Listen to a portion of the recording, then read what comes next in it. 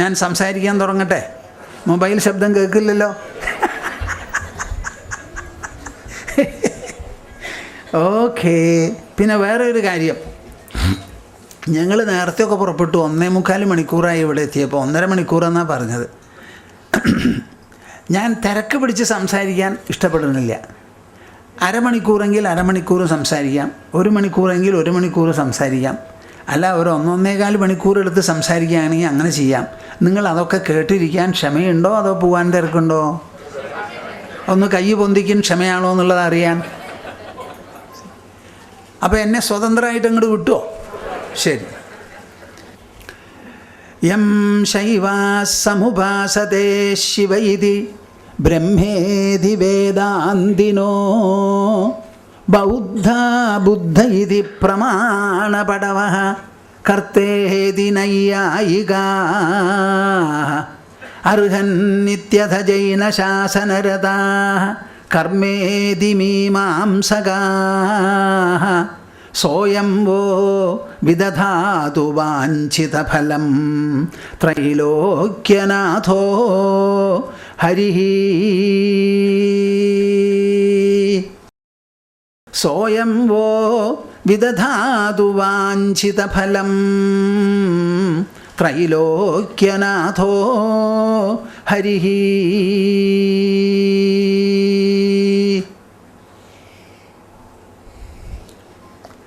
എന്താശങ്കയെനിക്കു ജീവനമതിൽ വിശ്വംഭരൻ നീ സദാ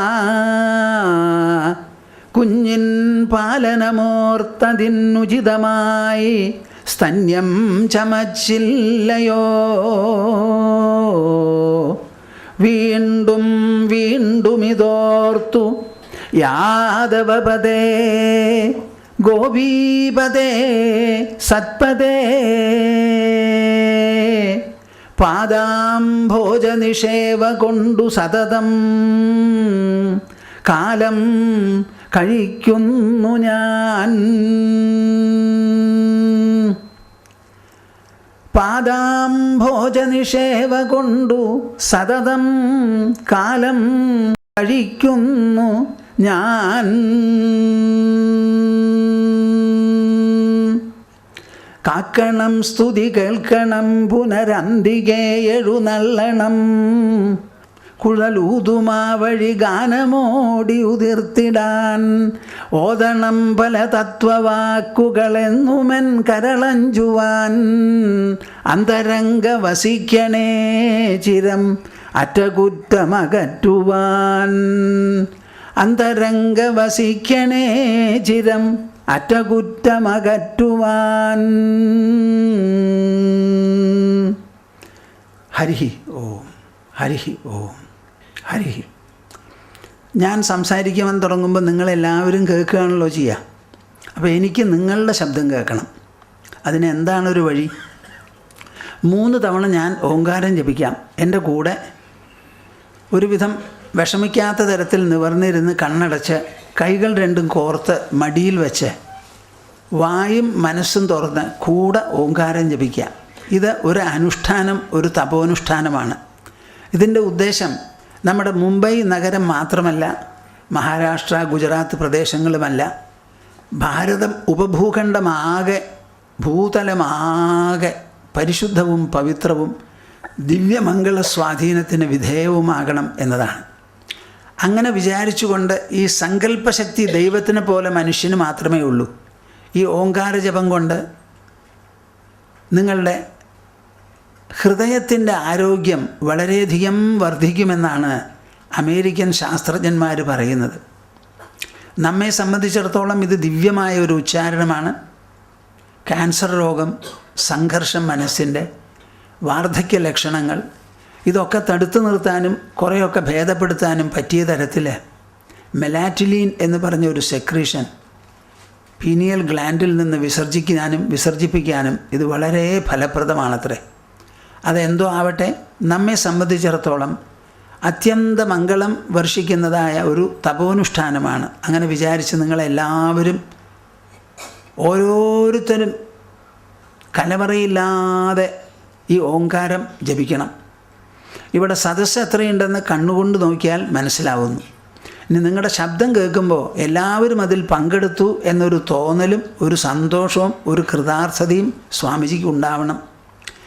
സാധാരണ പോരാന്ന് പറയിപ്പിക്കാറുണ്ട്. ഇനിയിപ്പോൾ നിങ്ങൾ എന്ത് ചെയ്യണമെന്നുള്ളത് കണ്ടറിയാം. തയ്യാറായിക്കോളൂ. ഹരിഹി ഹരിഹി. ഓ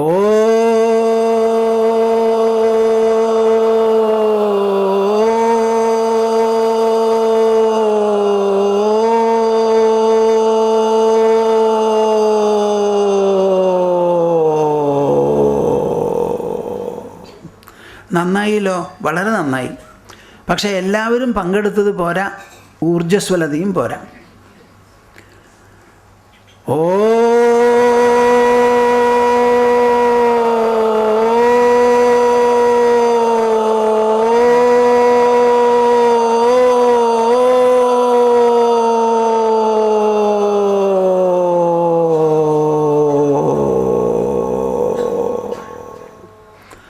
നന്നായില്ലോ. ദാ അവസാനം ഓ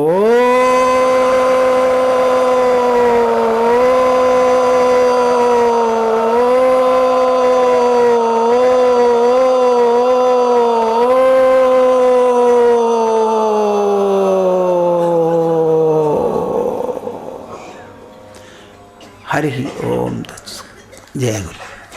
ഭാരതജനനിയുടെ സത്സന്താനങ്ങളെ, ഭക്തജനങ്ങളെ, ഈ ക്ഷേത്രത്തിനോടനുബന്ധിച്ച തട്ടകവാസികളെ, മുംബൈ നഗരവാസികളെ, ഭക്തി ചൊരിയുന്ന സന്തോഷ സൗഭാഗ്യം എന്നുള്ള തലക്കെട്ടിലാണ് ഇന്നിവിടെ സംസാരിക്കാൻ ഞാൻ ഉദ്ദേശിച്ചിരിക്കുന്നത്. നമുക്ക് ഭക്തിയെ സംബന്ധിച്ച് ആധികാരികമായിട്ടുള്ള ഒരു ഗ്രന്ഥം, ഒരു ശാസ്ത്രമുള്ളതാണ് ശ്രീമദ് ഭാഗവതം. നിങ്ങൾ മനസ്സിലാക്കി കാണണം. 1400 വർഷം മുൻപ് തെക്കേ ഇന്ത്യയിൽ ആൾവാർമാർ വളരെ പ്രബലരായിരുന്ന കാലത്ത് രചിച്ചതാണ് ഇന്ന് നമ്മുടെ മുൻപിൽ 18,000 ശ്ലോകങ്ങളടങ്ങുന്ന 12 സ്കന്ധങ്ങളുള്ള ശ്രീമദ് ഭാഗവതം എന്ന് പറയുന്ന പാരമഹംസ്യ സംഹിത. ഈ ശ്രീമദ് ഭാഗവതത്തെ ഒരു മഹാപുരാണമായാണ് എല്ലാവരും കണക്കാക്കുന്നത്. അങ്ങനെ പുരാണം എന്ന് പറഞ്ഞേ ഞാൻ എൻ്റെ ജീവിതത്തിൽ ഇത് കേട്ടിട്ടുള്ളൂ. ഞാൻ സാധാരണ നിങ്ങളെ വിചാരിക്കുന്നത് പോലെയോ അല്ലെങ്കിൽ നിങ്ങളെപ്പോലെ സപ്താഹം കേൾക്കാൻ പോകുന്ന ആളല്ല. ഒരു സപ്താഹവും കേട്ടിട്ടില്ല. എൻ്റെ ചെറുപ്പകാലത്ത് അമ്മ കുറച്ച് മുൻകൈയെടുത്ത് ഞങ്ങളുടെ ഗ്രാമക്ഷേത്രത്തിൽ ഊട്ടുവരയിൽ ഒരു ശാസ്ത്രികൾ വന്ന് സപ്താഹം വായിച്ചു. എന്താ വായിച്ചതെന്ന് അദ്ദേഹത്തിനെ അറിയുള്ളൂ. അമ്മ അവിടെ പോയിക്കൊണ്ടിരുന്നു. അന്നേ ദിവസം പ്രത്യേകിച്ച് പച്ചരിയൊക്കെ വെച്ച് ഊണ് കഴിച്ചൊക്കെ വളരെ നിഷ്ഠയോടുകൂടി അമ്മ പോണത് കണ്ടിട്ടുണ്ട്, അത്രയേ ഉള്ളൂ. അന്ന് കുട്ടിയായതുകൊണ്ട് അവിടെ പോയില്ല. മൊത്തത്തിലുള്ള വിചാരം പൂച്ചയ്ക്ക് പൊന്നൊരുക്കുന്ന സ്ഥലത്ത് സ്ഥാനമില്ലല്ലോ എന്നായിരിക്കാം. അങ്ങനെ ഒരു സപ്താഹം എന്ന് കേട്ടതല്ലാതെ പിന്നെയൊക്കെ കേട്ടിട്ടേ ഉള്ളൂ സപ്താഹം എന്ന് പറഞ്ഞ്. പക്ഷേ ഒരു സ്ഥലത്തും ഇത് മഹാപുരാണം എന്ന് പറയുന്നതൊഴികെ പാരമഹംസ്യ സംഹിതയാണ് ഈ ശ്രീമദ് ഭാഗവതം എന്നാരും പറയാറില്ല. എന്നാലോ വേദവ്യാസ മഹർഷി അതിൻ്റെ ഓരോ അധ്യായത്തിലും അടിത്തട്ടിൽ കുറിപ്പിൽ ചേർത്തിട്ടുള്ളത് പാരമഹംസ്യ സംഹിതായാം എന്നാണ്. പാരമഹംസ്യമായിരിക്കുന്ന ഒരു സംഹിതയാണ് ഈ ശ്രീമദ് ഭാഗവതം. അതുകൊണ്ടാണ് അതിന് ഇത്ര വിശേഷം, ഇത്ര പ്രാധാന്യം, ഇത്ര ഫലപ്രദത്വം. അതാണ് അതിനുള്ളത്. എന്താ അതിൻ്റെ വിശേഷം എന്ന് ചിന്തിച്ചു നോക്കണം. ശ്രീമദ് ഭാഗവതം ഒരു പുരാണമല്ല, ഒരു ശാസ്ത്രമാണ്, മഹത്ശാസ്ത്രമാണത്. അതും പാരമഹംസ്യ സംഹിതയാണ്. അത് എഴുതിയിട്ടുള്ളത് ഒരു പരമഹംസനാണ്. അത് വായിച്ച് കേൾപ്പിച്ചതോ പരമഹംസൻ സ്ക്വയർഡായിട്ടുള്ള 16 വയസ്സായ ശുഗമുനിയാണ്. അത് കേട്ടതോ ഒരു മഹാരാജാവും. കേട്ട് കഴിഞ്ഞപ്പോഴോ അദ്ദേഹവും പരമഹംസനായി. നിങ്ങൾക്ക് എല്ലാവർക്കും പരമഹംസരാകാൻ സാധിക്കും. ശ്രീമദ് ഭാഗവതം എന്ന് പറയുന്ന മഹത്ശാസ്ത്രത്തെ വേണ്ടതുപോലെ വായിക്കേ അല്ല കേൾക്കേ, ആ വായിച്ചതും കേട്ടതും വേണ്ടതുപോലെ തത്വമനനം ചെയ്ത് അതിനനുസരിച്ച് നമ്മുടെ മനസ്സിനെയും ബുദ്ധിയെയും വളർത്തി വികസിപ്പിച്ച് ശുദ്ധമാക്കി, ഉദാത്തമാക്കി, വരിഷ്ഠമാക്കി, അതിസൂക്ഷ്മമാക്കി ആത്മപ്രശോഭിതമാക്കും എന്നുണ്ടെങ്കിൽ ഇതിനെല്ലാറ്റിനുമുള്ള സാധ്യത നമ്മുടെ മുൻപിൽ, നമ്മുടെ ഉള്ളിൽ, നമ്മുടെ 4 ഭാഗത്തുമുണ്ട്. ശ്രീമദ് ഭാഗവതം ആവശ്യപ്പെടുന്നത് എന്താണ് ഈ ശ്രീമദ് ഭാഗവതം ഭക്തിഗ്രന്ഥമായ അതിൻ്റെ വിശേഷത എന്ന് ചോദിച്ചാൽ, ആദ്യത്തെ ശ്ലോകത്തെ പറ്റി തന്നെ അതിൽ വളരെ വ്യക്തമായി പറയുന്നുണ്ട്. എന്താ പറയുന്നത്? സത്യം പരം ധീമഹി എന്നാണ് അതിൽ പറയുന്നത്. ഈ ശ്രീമദ് ഭാഗവതം വായിക്കുന്നവരും അതിനു മുൻപ് അതിൽ താല്പര്യമുള്ളവർ പരമമായ സത്യം ലോകത്തിലൊന്നുണ്ട് എന്ന് നിങ്ങൾ മനസ്സിലാക്കണം. എന്താ ഈ പരമമായ സത്യം ഉണ്ട് എന്ന് പറയുന്നത്? നമ്മൾ ജീവിക്കുന്ന ലോകവും അതിൽ കാണുന്നതും വ്യവഹരിക്കുന്നതുമൊക്കെ അസത്യമാണ്. എന്താ പറയുമ്പോൾ മനസ്സിലാവണില്ല എന്നുണ്ടോ? അംഗീകരിക്കാൻ തയ്യാറില്ലേ? സത്യത്തിൻ്റെ ലക്ഷണം ഭൂതത്തിലും വർത്തമാനത്തിലും ഭാവിയിലും ഒരുപോലെ നിലനിൽക്കുന്നത് എന്നാണ്. മാറ്റമില്ലാത്തത്, നിലനിൽക്കുന്നത്. കാലത്തിന് 3 അവസ്ഥയാണല്ലോ, 3 ഭാവങ്ങളാണല്ലോ. കഴിഞ്ഞു പോയത് ഭൂതം, നടക്കുന്നത് വർത്തമാനം, വരാൻ പോകുന്നത് ഭാവി. അങ്ങനെ ഭൂതത്തിലും വർത്തമാനത്തിലും ഭാവിയിലും ഒരുപോലെ അഴിവില്ലാതെ, മാറ്റമില്ലാതെ, പരിവർത്തനത്തിന് വിധേയമാകാതെ ഏകതാനമായി നിൽക്കുന്നതാണ് വാസ്തവത്തിൽ സത്യം. അങ്ങനെ ഒന്നാണോ നമ്മുടെ ശരീരം? എന്താ മിണ്ടാത്തെ? നമ്മുടെ ശരീരത്തിന് എന്താ പേര്? നശ്വര ശരീരം. മനുഷ്യനെ ഇംഗ്ലീഷിൽ എങ്ങനെയാണ് ചിത്രീകരിക്കുക? ദ ഹ്യൂമൻ ഈസ് മോർട്ടൽ എന്നാണ് പറയുക. മനുഷ്യൻ നശ്വരനാണ്. നമ്മൾ ജനിക്കുമ്പോൾ നമുക്ക് 2 വിധത്തിലുള്ള ഐഡൻറ്റിറ്റിയാണ് വരുന്നത്. ശരീരത്തിൻ്റെ പേരിൽ നാം നശ്വരരാണ്. എന്നാൽ ശരീരത്തിനെ ഉജ്ജീവിപ്പിച്ചുകൊണ്ട്, പ്രവർത്തിപ്പിച്ചുകൊണ്ട്, പ്രശോഭിപ്പിച്ചുകൊണ്ട്, അതാത് കാര്യങ്ങളിൽ വിനിയോഗിച്ചുകൊണ്ടിരിക്കുന്ന ഉൾപ്രകാശം, ഉൾ സാന്നിധ്യമുണ്ടല്ലോ, അത് അനശ്വരമാണ്. ദേഹം എങ്ങനെ നശ്വരമോ അതുപോലെ അനശ്വരമാണ് അതിൻ്റെ ഉള്ളിലുള്ള ആത്മ. നാം ദേഹം എന്നുള്ളതോടു കൂടിയാണ് ജനിക്കുന്നത്, അതിനത് ആവശ്യമാണ്. പക്ഷേ ആ ദേഹം മാത്രമല്ല നമ്മുടെ വ്യക്തിത്വം, അത് ആ പുറമേയുള്ളതാണ്.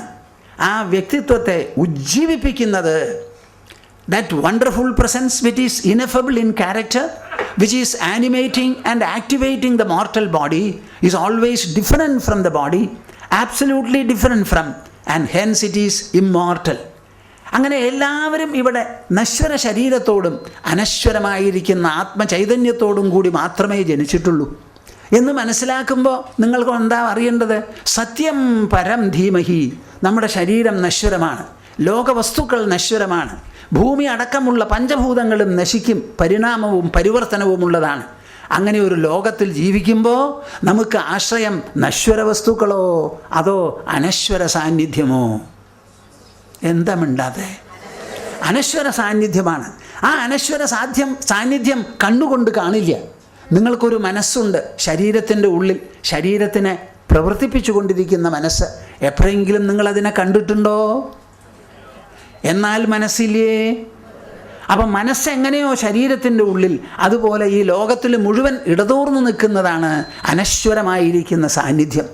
അതിന് നിങ്ങൾക്ക് കണ്ണുകൊണ്ടോ മറ്റുള്ള ഇന്ദ്രിയങ്ങൾ കൊണ്ടോ ഗ്രഹിക്കാൻ പറ്റാത്തത് കൊണ്ട് മനസ്സുകൊണ്ടും ബുദ്ധി കൊണ്ടും ഭാവന ചെയ്ത് ആലോചിച്ച് ഊഹാപോഹം നടത്തി വേണം അതിനെ കടഞ്ഞെടുക്കാൻ. അതാണ് ഇവിടെ പറയുന്നത് ധീമഹി എന്ന്. ധീ എന്നുള്ള വാക്കിന് അർത്ഥം ബുദ്ധി, ആലോചനാശീലമുള്ള ബുദ്ധി. വസ്തുവകകളെയെല്ലാം പരിഗണിച്ച് ആ പരിഗണനയിലൂടെ യുക്തിസഹമായിരിക്കുന്ന ഒരു പന്ഥാവ് തിരഞ്ഞെടുത്ത് അവസാനം എത്തേണ്ടിടത്ത് എത്തിച്ചേരാൻ ഒരു ജഡ്ജ് കോടതിയിൽ എന്ത് ചെയ്യുന്നു? പ്രോസിക്യൂഷനും ഓപ്പോസിറ്റ് പാർട്ടിയും എല്ലാവരും കൂടി പറയുന്നത് ഇങ്ങനെ കേൾക്കും. ഒരു ഹൈക്കോടതിയിലെ ജഡ്ജി ഞങ്ങളുടെ ആശ്രമത്തിൽ വന്ന് സംസാരിച്ചിരിക്കുമ്പോൾ പറയുക, സ്വാമിജി പ്രതിദിനം 5 മണിക്കൂർ ഞങ്ങൾക്ക് കേൾക്കണം. എളുപ്പമൊന്നുമല്ലാതെ 5 മണിക്കൂർ പറയുന്നതൊക്കെ കേൾക്കണം. അത് സാധാരണക്കാർ കേൾക്കണമാതിരിയല്ല, നിങ്ങൾ പറഞ്ഞോളും എന്ന് പറഞ്ഞിട്ടല്ല, ആ കേട്ടത് വെച്ചുകൊണ്ട് വേണം ജഡ്ജ്മെൻറ്റ് യുക്തിസഹമായിട്ട് എഴുതാൻ. അപ്പോൾ 5 മണിക്കൂർ നേരം അവർക്ക് കേൾക്കണം.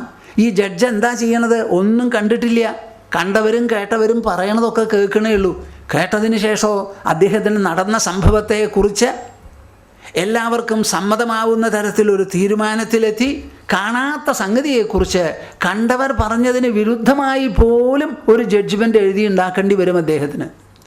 അപ്പോൾ നമ്മുടെ ബുദ്ധിക്ക് വളരെയധികം ശക്തിയുണ്ട്. കാണാത്തതിനെ കണ്ടെത്താൻ, കേൾക്കാത്തതിൻ്റെ പിന്നാലെ പോയി ആ അന്തഃസത്ത അങ്ങോട്ട് കടഞ്ഞെടുക്കാനുള്ള ഒരു ശക്തിയുണ്ട്.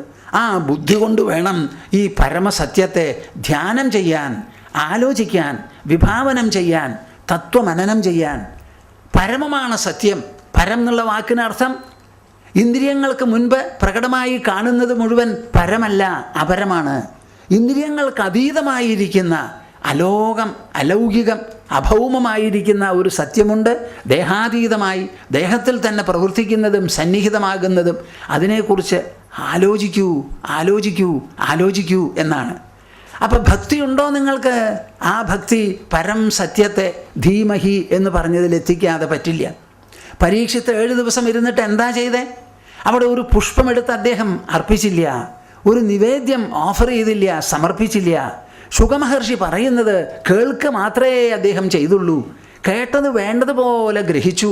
ഗ്രഹിക്കുന്നതിനൊപ്പം സംശയങ്ങളോ വിഷമങ്ങളോ ആലോചനകളോ ഉണ്ടെങ്കിൽ, സ്ഥിരീകരണം ആവശ്യമുണ്ടെങ്കിൽ അപ്പോഴും ശുകമഹർഷിയോട് ഒന്നും കൂടി വ്യക്തമാക്കി തരൂ എന്ന് പറഞ്ഞ് ചോദിച്ചു. അങ്ങനെ 7 ദിവസം 18,000 ശ്ലോകങ്ങളടങ്ങുന്ന ശ്രീമദ് ഭാഗവതത്തിലെ ചർച്ചകളും അവതരണങ്ങളും സംവാദങ്ങളും പല വിധത്തിലുള്ള പരിഗണനകളും വിമർശനങ്ങളും എല്ലാം ഇങ്ങനെ കേട്ടിരുന്ന് ചെവിയിലെ കർണപുടങ്ങളിലൂടെ കേട്ട ശബ്ദങ്ങൾ, വാക്കുകൾ അതെല്ലാം ആശയങ്ങളായി മനസ്സിലും ബുദ്ധിയിലും സ്ഥാനം പിടിച്ച് പരീക്ഷത്തിൻ്റെ ആ നശ്വരമായിരിക്കുന്ന ശരീരത്തിൽ അന്തർഗതമായിരിക്കുന്ന അന്തരംഗം, അത് അന്തരാത്മാവാണ് എന്ന് മനസ്സിലാക്കി തക്ഷകൻ വന്ന 7-ാം ദിവസം കടിക്കുന്നതിന് മുൻപ് തന്നെ ഇന്ദ്രിയങ്ങളെ ബാഹ്യവസ്തുക്കളിൽ നിന്ന് പിൻവലിച്ചു, മനസ്സിനെ ഇന്ദ്രിയങ്ങളിൽ നിന്ന് പിൻവലിച്ചു, ബുദ്ധിയെ മനസ്സിൽ നിന്ന് പിൻവലിച്ചു, അന്തരാത്മാവിൻ്റെ അടിത്തട്ടിൽ അമർന്നങ്ങിടിരുന്നു. തക്ഷകൻ വന്ന് കടിച്ചത് ശരീരത്തെയാണ്. ആ ദേഹബോധം പരീക്ഷത്തിനുണ്ടായിരുന്നില്ല. ആ കടിത്തീയിൽ നിന്ന് തീ പൊന്തി അതിൽ ദഹിച്ച് വെണ്ണീറായി ദേഹം എന്ന് ബാക്കിയുള്ളവർ പറഞ്ഞറിയുന്നതൊഴികെ പരീക്ഷിതത് മനസ്സിലാക്കാൻ സാധിച്ചില്ല. ദേഹത്തിൽ അധിവസിക്കുമ്പോൾ തന്നെ ദേഹബോധത്തെ വിട്ട് ആത്മതലത്തിൽ എത്തിച്ചേരാൻ എത്രത്തോളം നമുക്ക് സാധിക്കും എന്നുള്ളതിന് ശാശ്വതമായിരിക്കുന്ന ഒരു ദൃഷ്ടാന്തമാണ് ഈ ശ്രീമദ് ഭാഗവത കഥനം ശുകമഹർഷി നടത്തിയതും പരമഹംസനായ ശുകമഹർഷി നടത്തിയതും പരമഹംസനാകേണ്ടവനായ പരീക്ഷിത്ത് കേട്ടതും അവസാനമുണ്ടായ പരിണാമവും. ഇത് നിങ്ങളുടെ മനസ്സിൽ നല്ലോണം വേണം. അങ്ങനെ ഒരു സംഹിതയാണ് പാരമഹംസ്യ സംഹിത. സംഹിത എന്നുള്ള വാക്കിന് ഇംഗ്ലീഷിൽ കോമ്പെൻഡിയം എന്നുള്ള വാക്ക് പറഞ്ഞാൽ ഏതാണ്ടങ്ങടാവും, അത്രയേ ഉള്ളൂ. സമാന ചിന്താഗതികളെ മുഴുവൻ കൂട്ടിച്ചേർത്ത് പ്രധാനപ്പെട്ട ഒരു തത്വധാരയെ ഉയർത്തിപ്പിടിച്ച് അതിനെ സ്ഥിരീകരിച്ചുകൊണ്ട് അതിന് ഉപോദ്ബലകമായി പലതും അവതരിപ്പിച്ചു കൊണ്ടുവന്ന് ആ മുൻപ് പറഞ്ഞു വച്ച അതേ സത്യത്തെ അവസാനം ഉറപ്പിച്ച് പറയുന്നതാണ് ഈ സംഹിതയുടെ ഉദ്ദേശം. ആദ്യത്തെ ശ്ലോകത്തിൽ പറയുന്നു എന്ത്? സത്യം പരം ധീമഹി എന്ന്. അവസാനം 12-ാമത്തെ സ്കന്ധത്തിലും ഈ 3 വാക്കുകൾ തന്നെയാണ് ആവർത്തിക്കുന്നത്, സത്യം പരം ധീമഹി എന്ന്. അപ്പം നിങ്ങളെല്ലാം ഭക്തന്മാരാണെങ്കിൽ ഭക്തി നിർബന്ധിക്കുന്നു, പരമസത്യത്തെക്കുറിച്ച് നിങ്ങൾ കൂലങ്കഷമായി ചിന്തിച്ചു നോക്കണം, ബുദ്ധി കൊണ്ട് ആലോചിക്കണം, തത്വമനനം വഴി അതിനെ ഹൃദയത്തിൽ ഉറപ്പിക്കണം. ആ ഹൃദയത്തിൽ ഉറപ്പിക്കുന്നതാണ് ഈശ്വരനെ പ്രതിഷ്ഠിക്കുക എന്ന് പറഞ്ഞാൽ. ആ ഈശ്വരനെ പ്രതിഷ്ഠിക്കേണ്ടത് അവനവൻ്റെ ഹൃദയത്തിലാണ്. നാം കല്ലുകൊണ്ട് ക്ഷേത്രമുണ്ടാക്കി ബാക്കിയുള്ളവർക്ക് ഉപാസിക്കാൻ ഒരു സൗകര്യമുണ്ടാക്കി കൊടുക്കുന്നത് ശരി. ആ ഉപാസന ഒരു പ്രിലിമിനറി, ഒരു പൂർവ്വപീഠിക മാത്രമേ ആവുന്നുള്ളൂ. ആ ഉപാസന എന്ന് പറഞ്ഞാൽ ഭഗവാന്റെ അടുത്ത് ചെന്ന് ഉപാസിക്കുക എന്നാണ് ഉപാസനയ്ക്ക് അർത്ഥം. അവിടെ നാം ചെല്ലുന്നത് എങ്ങനെയാണ്? ഒരു മനുഷ്യൻ പ്രതിഷ്ഠിച്ച കല്ലിൻ്റെ അടുത്താണ് ചെല്ലുന്നത്. എന്നാൽ ഈശ്വരൻ തന്നെ പ്രതിഷ്ഠിച്ചതാണ് ഈ പ്രപഞ്ചം.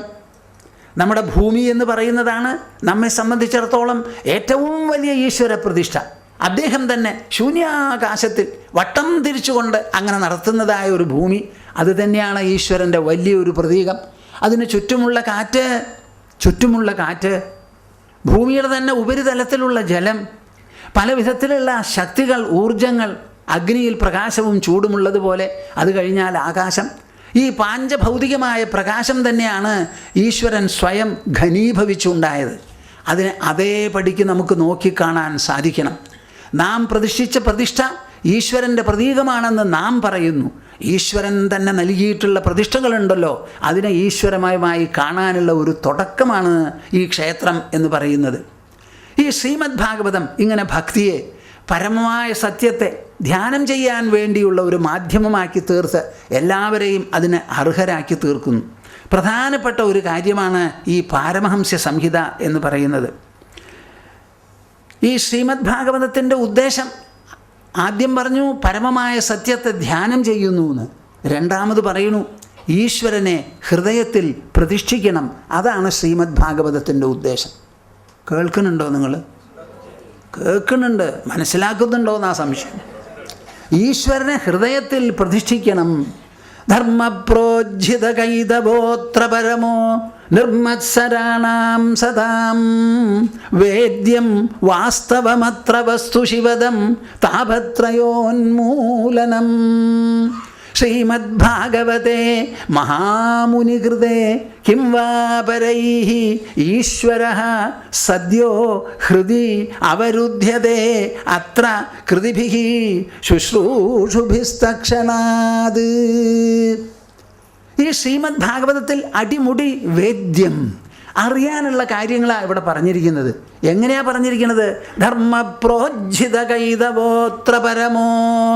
മനുഷ്യരെ അറിയാനുള്ള മൂല്യങ്ങളും തത്വങ്ങളും സിദ്ധാന്തങ്ങളുമാണ് ധർമ്മം.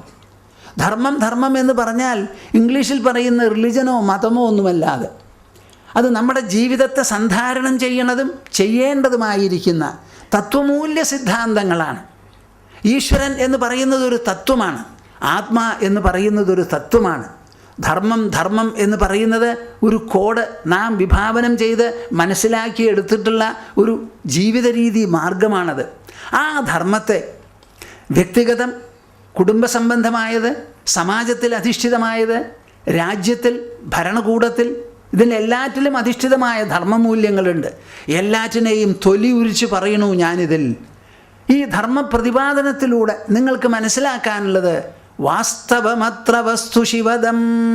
വാസ്തവം എന്താണെന്ന് മനസ്സിലാക്കണം. അതുമാത്രമേ നമുക്ക് ജീവിതത്തിൽ മാംഗല്യം, മംഗളം നൽകുള്ളൂ. വേറെ ഒന്നും നൽകില്ല. നമുക്ക് മംഗളം നൽകണമെങ്കിൽ സത്യത്തിന് മാത്രമേ ശക്തിയുള്ളൂ. ആ സത്യത്തിൻ്റെ പ്രകാശ കിരണങ്ങളേറ്റ് നമ്മുടെ മനസ്സിലുള്ള അശുദ്ധിയും മാലിന്യവുമെല്ലാം നീങ്ങി ബുദ്ധിയിലുള്ള ഇടുക്കം പമ്പ കടന്ന് ബുദ്ധി വികസിതമായി ആശയത്തെളിച്ചമുണ്ടായി സർവവ്യാപകമായിരിക്കുന്ന ഈശ്വരനെ ഹൃദയത്തിൽ അങ്ങനെ കെട്ടിയിട്ട പോലെ ആലിംഗനം ചെയ്ത പോലെയുള്ള അനുഭവം നമുക്കുണ്ടാവണം. ഇതാണ് ആവശ്യം. ഇങ്ങനെയുള്ള മഹാശാസ്ത്രത്തിൽ ഈശ്വരന് സദ്യോ ഹൃദ്യ അവരുദ്ധ്യതേത്ര കൃതിഭിഃ. പുണ്യാത്മാക്കളെല്ലാവരും ഈ ഈശ്വരനെ ഹൃദയത്തിൽ പ്രതിഷ്ഠിക്കാൻ അവർക്ക് സാധിക്കണം, സാധിപ്പിക്കണം എന്നതാണ് നമുക്കിതിലുള്ള പ്രധാനപ്പെട്ട ഉദ്ദേശം. ഇത് തന്നെയാണ് ഭഗവത്ഗീതയിൽ അവസാന ഭാഗത്തിൽ കൃഷ്ണൻ പറഞ്ഞിരിക്കുന്നത്. കൃഷ്ണൻ പലതും കുരുക്ഷേത്രത്തിൽ വെച്ച് ഉപദേശിച്ചു. ആ ഉപദേശിച്ച കുരുക്ഷേത്രത്തിലുള്ള ഗീത എങ്ങനത്തതാ? ഉപനിഷത്ത് സിദ്ധാന്തമാണ് പറഞ്ഞത്. സാധാരണ ഉപനിഷത്ത് ഉപദേശിക്കുന്നത് ആർക്ക്? ലോകത്തിൽ വൈരാഗ്യം തോന്നി ഒരു നിലയ്ക്ക് യാത്ര പറഞ്ഞ് ഒറ്റയ്ക്ക് വനകുടീരത്തിൽ തപസ് ചെയ്യുന്ന ഒരു കുടീരവാസി അദ്ദേഹത്തിൻ്റെ അടുത്ത്, ഒരു മഹർഷിയുടെ അടുത്ത് ഒരു ശിഷ്യൻ ചെന്ന് നമസ്കരിക്കുമ്പോഴാണ് ആ മഹർഷി ഗുരുഭൂതനായി ശിഷ്യന് ഉപനിഷത്ത് ഉപദേശിക്കുക. വളരെ പ്രശാന്തമായിരിക്കുന്ന ഒരു അന്തരീക്ഷമാണ് അവിടെ. അതേ ഉപനിഷത് വിദ്യയാണ് കൃഷ്ണൻ പടക്കളത്തിൽ 45 ലക്ഷം പടയാളികൾ അവിടെ വന്നു കൂടിയിരിക്കുന്നു. 45 ലക്ഷം പടയാളികൾ. കേട്ടോ നിങ്ങൾ? 4.5 മില്യൺ. 18 അക്ഷൗഹിണി എന്ന് പറഞ്ഞാൽ ആന, കുതിര, കാലാൾ എല്ലാം അടക്കം 45 ലക്ഷമാണ്. ആ 45 ലക്ഷം പടയാളികൾ യുദ്ധകാഹളങ്ങൾ മുഴക്കിയതിന് ശേഷം അങ്ങനെ തയ്യാറായിട്ടിരിക്കുകയാണ് ശരം വിസർജിക്കാൻ. അപ്പോഴാണ് അർജുനൻ എല്ലാം പിടിച്ചു നിർത്തിക്കൊണ്ട് എനിക്ക് സേനയെ ഒന്ന് പരിശോധിക്കണം എന്ന് പറഞ്ഞ് കൃഷ്ണൻ കൊണ്ടുപോയി നിർത്തി ഭീഷ്മരുടെയും ദ്രോണരുടെയും മുൻപിൽ. അത് അർജുനൻ പ്രതീക്ഷിച്ചിരുന്നില്ല. സപ്തനാടികളും തളറും. ഞാൻ യുദ്ധം ചെയ്യാനില്ലേ, ഇത് മഹാപാപമാണ്, പറ്റില്ല എന്ന് പറഞ്ഞ് ഇരിപ്പായി. ആ മൗഢ്യം നീക്കി താഴത്തിട്ട അമ്പും വില്ലും കയ്യിലെടുത്ത് മഹാഭാരത യുദ്ധം 18 ദിവസം പൊരിഞ്ഞ പോർ ചെയ്യിപ്പിക്കാനാണ് ഉപദേശം. ഇത് രണ്ടും കൂടിയിട്ടുള്ള വൈരുദ്ധ്യം നിങ്ങൾ മനസ്സിലാക്കണം. ലോകത്തിനോട് വിട പറഞ്ഞ് പ്രശാന്ത സുന്ദരമായിരിക്കുന്ന വനകുടീരത്തിൽ, ആ വനാന്തരീക്ഷത്തിൽ ദിവസങ്ങളോളം സമയമെടുത്ത് ജീവിതം മുഴുവനും വിനിയോഗിക്കാൻ അതിനും തയ്യാറായി വന്ന ശിഷ്യനെ നോക്കി ഉപദേശിക്കുന്ന ഉപനിഷത്ത് തത്വം അതേ ആത്മതത്വമാണ്. യുദ്ധം ചെയ്യിക്കാൻ വേണ്ടി, മനോമൗഢ്യം തീരാൻ വേണ്ടി, നഷ്ടപ്പെട്ടു പോയതായ ഉത്സാഹവും ആത്മവീര്യവും ആത്മസാന്നിധ്യവുമെല്ലാം ഉണ്ടാവാൻ വേണ്ടി കൃഷ്ണൻ പടക്കളത്തിൽ വെച്ച് ഉപദേശിച്ചത്. ആ ഉപദേശം തുടങ്ങി അവസാനിക്കുന്ന സമയത്ത് ഈ ഭാഗവതം പറയുന്നത് തന്നെയാണ് ഭഗവത്ഗീതയിൽ കൃഷ്ണനും പറഞ്ഞത്. ഈശ്വര സർവഭൂതാനാം ഹൃദ്ദേശേ അർജുന തിഷ്ഠതി ഭ്രാമയൻ സർവഭൂതാനി യന്ത്രാരൂഢാനി മായയാ തമേവ ശരണം ഗച്ഛ സർവഭാവേന ഭാരത തത്പ്രസാദാത് പരാം ശാന്തിം സ്ഥാനം പ്രാപ്സ്യസി ശാശ്വതം. അർജുന, ഞാൻ അർജുനന് പലതും പറഞ്ഞു, പല കാര്യങ്ങളും പറഞ്ഞു. 18 അധ്യായം 18 തരത്തിലുള്ള യോഗമാണ്. തുടക്കത്തിൽ വിഷാദ യോഗമാണ്. എന്ത്? ദുഃഖയോഗം. അതുകൊണ്ട് നിങ്ങൾ ആർക്കും അത് ഒഴിച്ചിടാൻ പറ്റില്ല. ദുഃഖമുള്ളവർക്കൊക്കെ ആ ദുഃഖത്തിനെ യോഗമാക്കി തീർക്കാനുള്ളൊരു വഴിയാണ് വിഷാദയോഗം. ദുഃഖം നിങ്ങൾക്കുണ്ടല്ലോ, സ്വല്പമെങ്കിലും ഉണ്ടാവുമല്ലോ. ആ സമയത്ത് ഭഗവത്ഗീത പറഞ്ഞത് കേട്ട് ദുഃഖത്തിനെ ദുഃഖയോഗമാക്കി തീർത്തോളൂ. ഒരു ക്ഷേത്രത്തിലും പോണ്ട, ഒരു കാട്ടിലേക്കും പോണ്ട. വിഷാദയോഗം അവസാനമാണ് 18-ാമത്തെ അധ്യായത്തിൽ. എന്താ പറയുന്നത്? ഈശ്വര സർവഭൂതാനാം ഹൃദ്ദേശേ തിഷ്ഠതി. എല്ലാ ഭൂതങ്ങളുടെയും ഹൃദയഭാഗത്താണ് പരമേശ്വരൻ സ്ഥിതി ചെയ്യുന്നത്. കേൾക്കുന്നുണ്ടോ നിങ്ങൾ? എവിടെയാ ഈശ്വരൻ? തിരുത്തൂ നിങ്ങളുടെ ധാരണ, പൂർണ്ണമാക്കൂ നിങ്ങളുടെ ധാരണ. ഈശ്വരൻ ഹൃദയഭാഗത്താണ് സ്ഥിതി ചെയ്യുന്നത്. ഒരു യന്ത്രം ഓടിക്കുന്നവൻ, ഒരു കാർ ഓടിക്കുന്ന ഡ്രൈവർ കാറിൻ്റെ ഉള്ളിലാണ്. സ്റ്റിയറിംഗ് ആണ് കയ്യിൽ. കാലും കയ്യും കൊണ്ടാണ് ആ കാറ് മുഴുവൻ ഓടിക്കുന്നത്. പുറത്തിരുന്നാൽ ഓടിക്കാൻ പറ്റില്ല. അതുകൊണ്ട് ഈ ലോകത്തിനെ ഓടിക്കുന്ന ശക്തി ലോകത്തിൻ്റെ ഉള്ളിലാണ്. ഈ ദേഹത്തിനെ ഓടിക്കുന്ന ശക്തി ദേഹത്തിൻ്റെ ഉള്ളിലാണ്. ആ ഉള്ളിൽ സ്ഥിതി ചെയ്യുന്നു ഞാൻ. തമേവ ശരണം ഗച്ഛ. ആ അന്തരംഗവാസിയെ ശരണം പ്രാപിക്കൂ. കൃഷ്ണൻ ആദ്യം ചെയ്തത് എന്താ? അർജുനൻ ആദ്യം ചെയ്തത് എന്താ? കൃഷ്ണനെ നമസ്കരിച്ച് എന്നെ ഉപദേശിക്കണം എന്ന് പറഞ്ഞു. ആ ശരണാഗതി സ്വീകരിച്ച ശേഷം കൃഷ്ണൻ പറയുകയാണ്, തമേവ ശരണം ഗച്ഛ സർവഭാവേന ഭാരത. കളങ്കമില്ലാതെ സംശയമില്ലാതെ ആലോചനയില്ലാതെ ഭ്രമമോഹങ്ങൾ വിട്ട് എല്ലാവിധത്തിലുള്ള മനോവിചാരങ്ങളിലൂടെ ഭാവങ്ങളിലൂടെ എന്തെല്ലാം മനസ്സിൽ തോന്നുന്നുണ്ടോ, നല്ലതോ ചീത്തയോ എന്ന് പരിഗണിക്കാതെ, നല്ലതിലൂടെയും ചീത്തയിലൂടെയും സത്കർമ്മത്തിലൂടെയും ദുഷ്കർമ്മത്തിലൂടെയും എല്ലാ ഭാവനകളിലൂടെയും ഉള്ളിലുള്ള അന്തരംഗവാസിയെ ശരണം പ്രാപിക്കൂ എന്നാണ് പറഞ്ഞത്. അത് തന്നെയാണ് അവിടെ കൃഷ്ണൻ ശരണാഗതി എന്ന് പറഞ്ഞു. ഇവിടെ എന്തു പറയണു? ഭഗവാൻ ഈശ്വരനെ ഹൃദയത്തിൽ പ്രതിഷ്ഠിക്കൂ എന്ന് പറയുന്നു. ഒന്ന് ഭക്തിഭാഷ, പിന്നെ ഒന്നോ വേണമെങ്കിൽ പറയാം ജ്ഞാനഭാഷ. ഒരു വ്യത്യാസവും. ഇതാണ് നമുക്ക് മനസ്സിലാക്കേണ്ടത്. ഫലത്തിൽ രണ്ടിനും വ്യത്യാസമില്ല. ഭക്തി എന്ന് പറയുന്നത് വികസിക്കണമെങ്കിൽ നമുക്ക് എപ്പോഴും അതിന് അറിവ് എന്നൊരു ഭാഗം കൂട്ടിച്ചേർക്കണം. ഭാഗവതത്തിൽ 18,000 ശ്ലോകങ്ങളാണ്. ഈ 18,000 ശ്ലോകങ്ങൾ ആശയങ്ങളും ജ്ഞാനത്തിൻ്റെ കണികകളാണ്. ഓരോ ആശയവും യൂണിറ്റ് ഓഫ് നോളേജ്. അങ്ങനെ ഒരു ജ്ഞാനഗ്രന്ഥമാണത്. അതിൽ നിന്ന് വേണം നമുക്ക് ആത്മസമർപ്പണ ബുദ്ധി ഉണ്ടാവാൻ. അപ്പം നമ്മുടെ ധാരണ, നമ്മുടെ വിലയിരുത്തൽ, നമ്മുടെ സാധനാക്രമം എല്ലാം തന്നെ വിചാരദീപ്തമായി തീരണം. എന്താ പറഞ്ഞത് ഞാൻ? നിങ്ങളുടെ ഭക്തി അനുഷ്ഠാനം, താൻ ഭക്തയാണെന്നുള്ള വിചാരം, ഈശ്വരനെക്കുറിച്ചുള്ള സങ്കല്പം, ആരാധന എന്ന് പറയുന്നത് എന്ത്, ആരാധന കൊണ്ടുള്ള നേട്ടം എന്ത്? ആരാധിക്കപ്പെടുന്ന ഈശ്വരനല്ല, ആരാധിക്കുന്ന ആരാധകനാണ് എല്ലാറ്റിൻ്റെയും ആവശ്യം. നമ്മൾ ഊണ് കഴിക്കണത് ചോറിന് വേണ്ടിയിട്ടാണ്? അടക്കളയ്ക്ക് വേണ്ടിയിട്ടാണ്? ആ പാത്രങ്ങൾക്കോ ചട്ടുകത്തിനോ വേണ്ടിയിട്ടാണോ ഊണ് കഴിക്കുന്നത്? അതോ നമുക്ക് വേണ്ടിയിട്ടോ? അതുമാതിരി നാം പൂജ ചെയ്യുന്നത് ആർക്ക് വേണ്ടിയിട്ടാണ്? ഈശ്വരൻ ഇത്തിരി വണ്ണം കൂടണം, അല്ലെങ്കിൽ ചടച്ചു പോവും എന്നാണോ നിങ്ങളുടെ വിചാരം? നമുക്ക് വേണ്ടിയിട്ടാണ്. അതെപ്പോഴും നിങ്ങൾ മനസ്സിലാക്കണം. അങ്ങനെ വരുമ്പോൾ ഭഗവാനെക്കുറിച്ചുള്ള ആലോചന കൊച്ചു പ്രഹ്ലാദൻ മുമ്പേ പറഞ്ഞു തന്നു 7-ാം സ്കന്ധത്തിൽ. ഏതാവാനേവ ലോകേസ്മിൻ പുംസസ്വാർത്ഥ പരസ്മൃതഃ ഏകാന്തഭക്തിർഗോവിന്ദേ യത് സർവത്ര തദീക്ഷണം. കൊച്ചുകുട്ടി 7 വയസ്സ് പ്രായം. ആചാര്യന്മാർ മൂത്രശങ്ക തീർക്കാനൊക്കെ ആയിട്ട് പുറത്തു പോയപ്പോൾ കുട്ടികളെ വിളിച്ചിരുത്തി. എല്ലാം കൂടി 4 പുരുഷാർത്ഥങ്ങളാണ്. ധർമ്മം, അർത്ഥം, കാമം, മോക്ഷം എന്ന് പറയുന്നതാണ് നമ്മുടെ ജീവിതത്തിലുള്ള വാല്യൂസ്, മൂല്യങ്ങൾ. ആദ്യമായിട്ട് വേണ്ടത് എല്ലാ കാര്യങ്ങളും ചിന്തിക്കുന്നത്, സംസാരിക്കുന്നത്, പ്രവർത്തിക്കുന്നതൊക്കെ മൂല്യാനുബദ്ധമായിട്ട് വേണം, നിയന്ത്രണത്തിന് വിധേയമാവണം, കൂട്ടുജീവിതം കണക്കിലെടുത്തുകൊണ്ട് വേണം, ഇഷ്ടമുള്ളത് ചെയ്യാൻ പാടില്ല. അതാണ് ഈ ധർമ്മം എന്നുള്ള വാക്കിനർത്ഥം. ആപത്തിലും സമ്പത്തിലും ഒരുപോലെ മനുഷ്യനെ സന്ധാരണം ചെയ്യുന്നതാണ് ധർമ്മം. ആ ധർമ്മത്തിലൂടെ നിങ്ങൾ പണം സമ്പാദിച്ചോളൂ, അർത്ഥം. ആ സമ്പാദിച്ച പണം ആഗ്രഹപൂരണത്തിന് വേണ്ടി മിതമായി ചെലവ് ചെയ്തോളൂ, കാമം. ഇത് 3ഉം എത്ര കാലം? ശരീരത്തിന് തന്നെ വയസ്സാവും. കുറച്ച് കഴിഞ്ഞാൽ കയ്യിൽ പണം എടുക്കാനും എണ്ണാനും പറ്റാൻ്റെ ആവില്ലേ? അത്ര കാലം ജീവിക്കണോ നിങ്ങൾക്ക്? അതോ നേരെ പോവാണോ നല്ലത്? കുറച്ച് കഴിഞ്ഞാൽ ഇതൊന്നും പറ്റാൻ്റെ ആവും, എല്ലാം വിട്ടുപോകണം.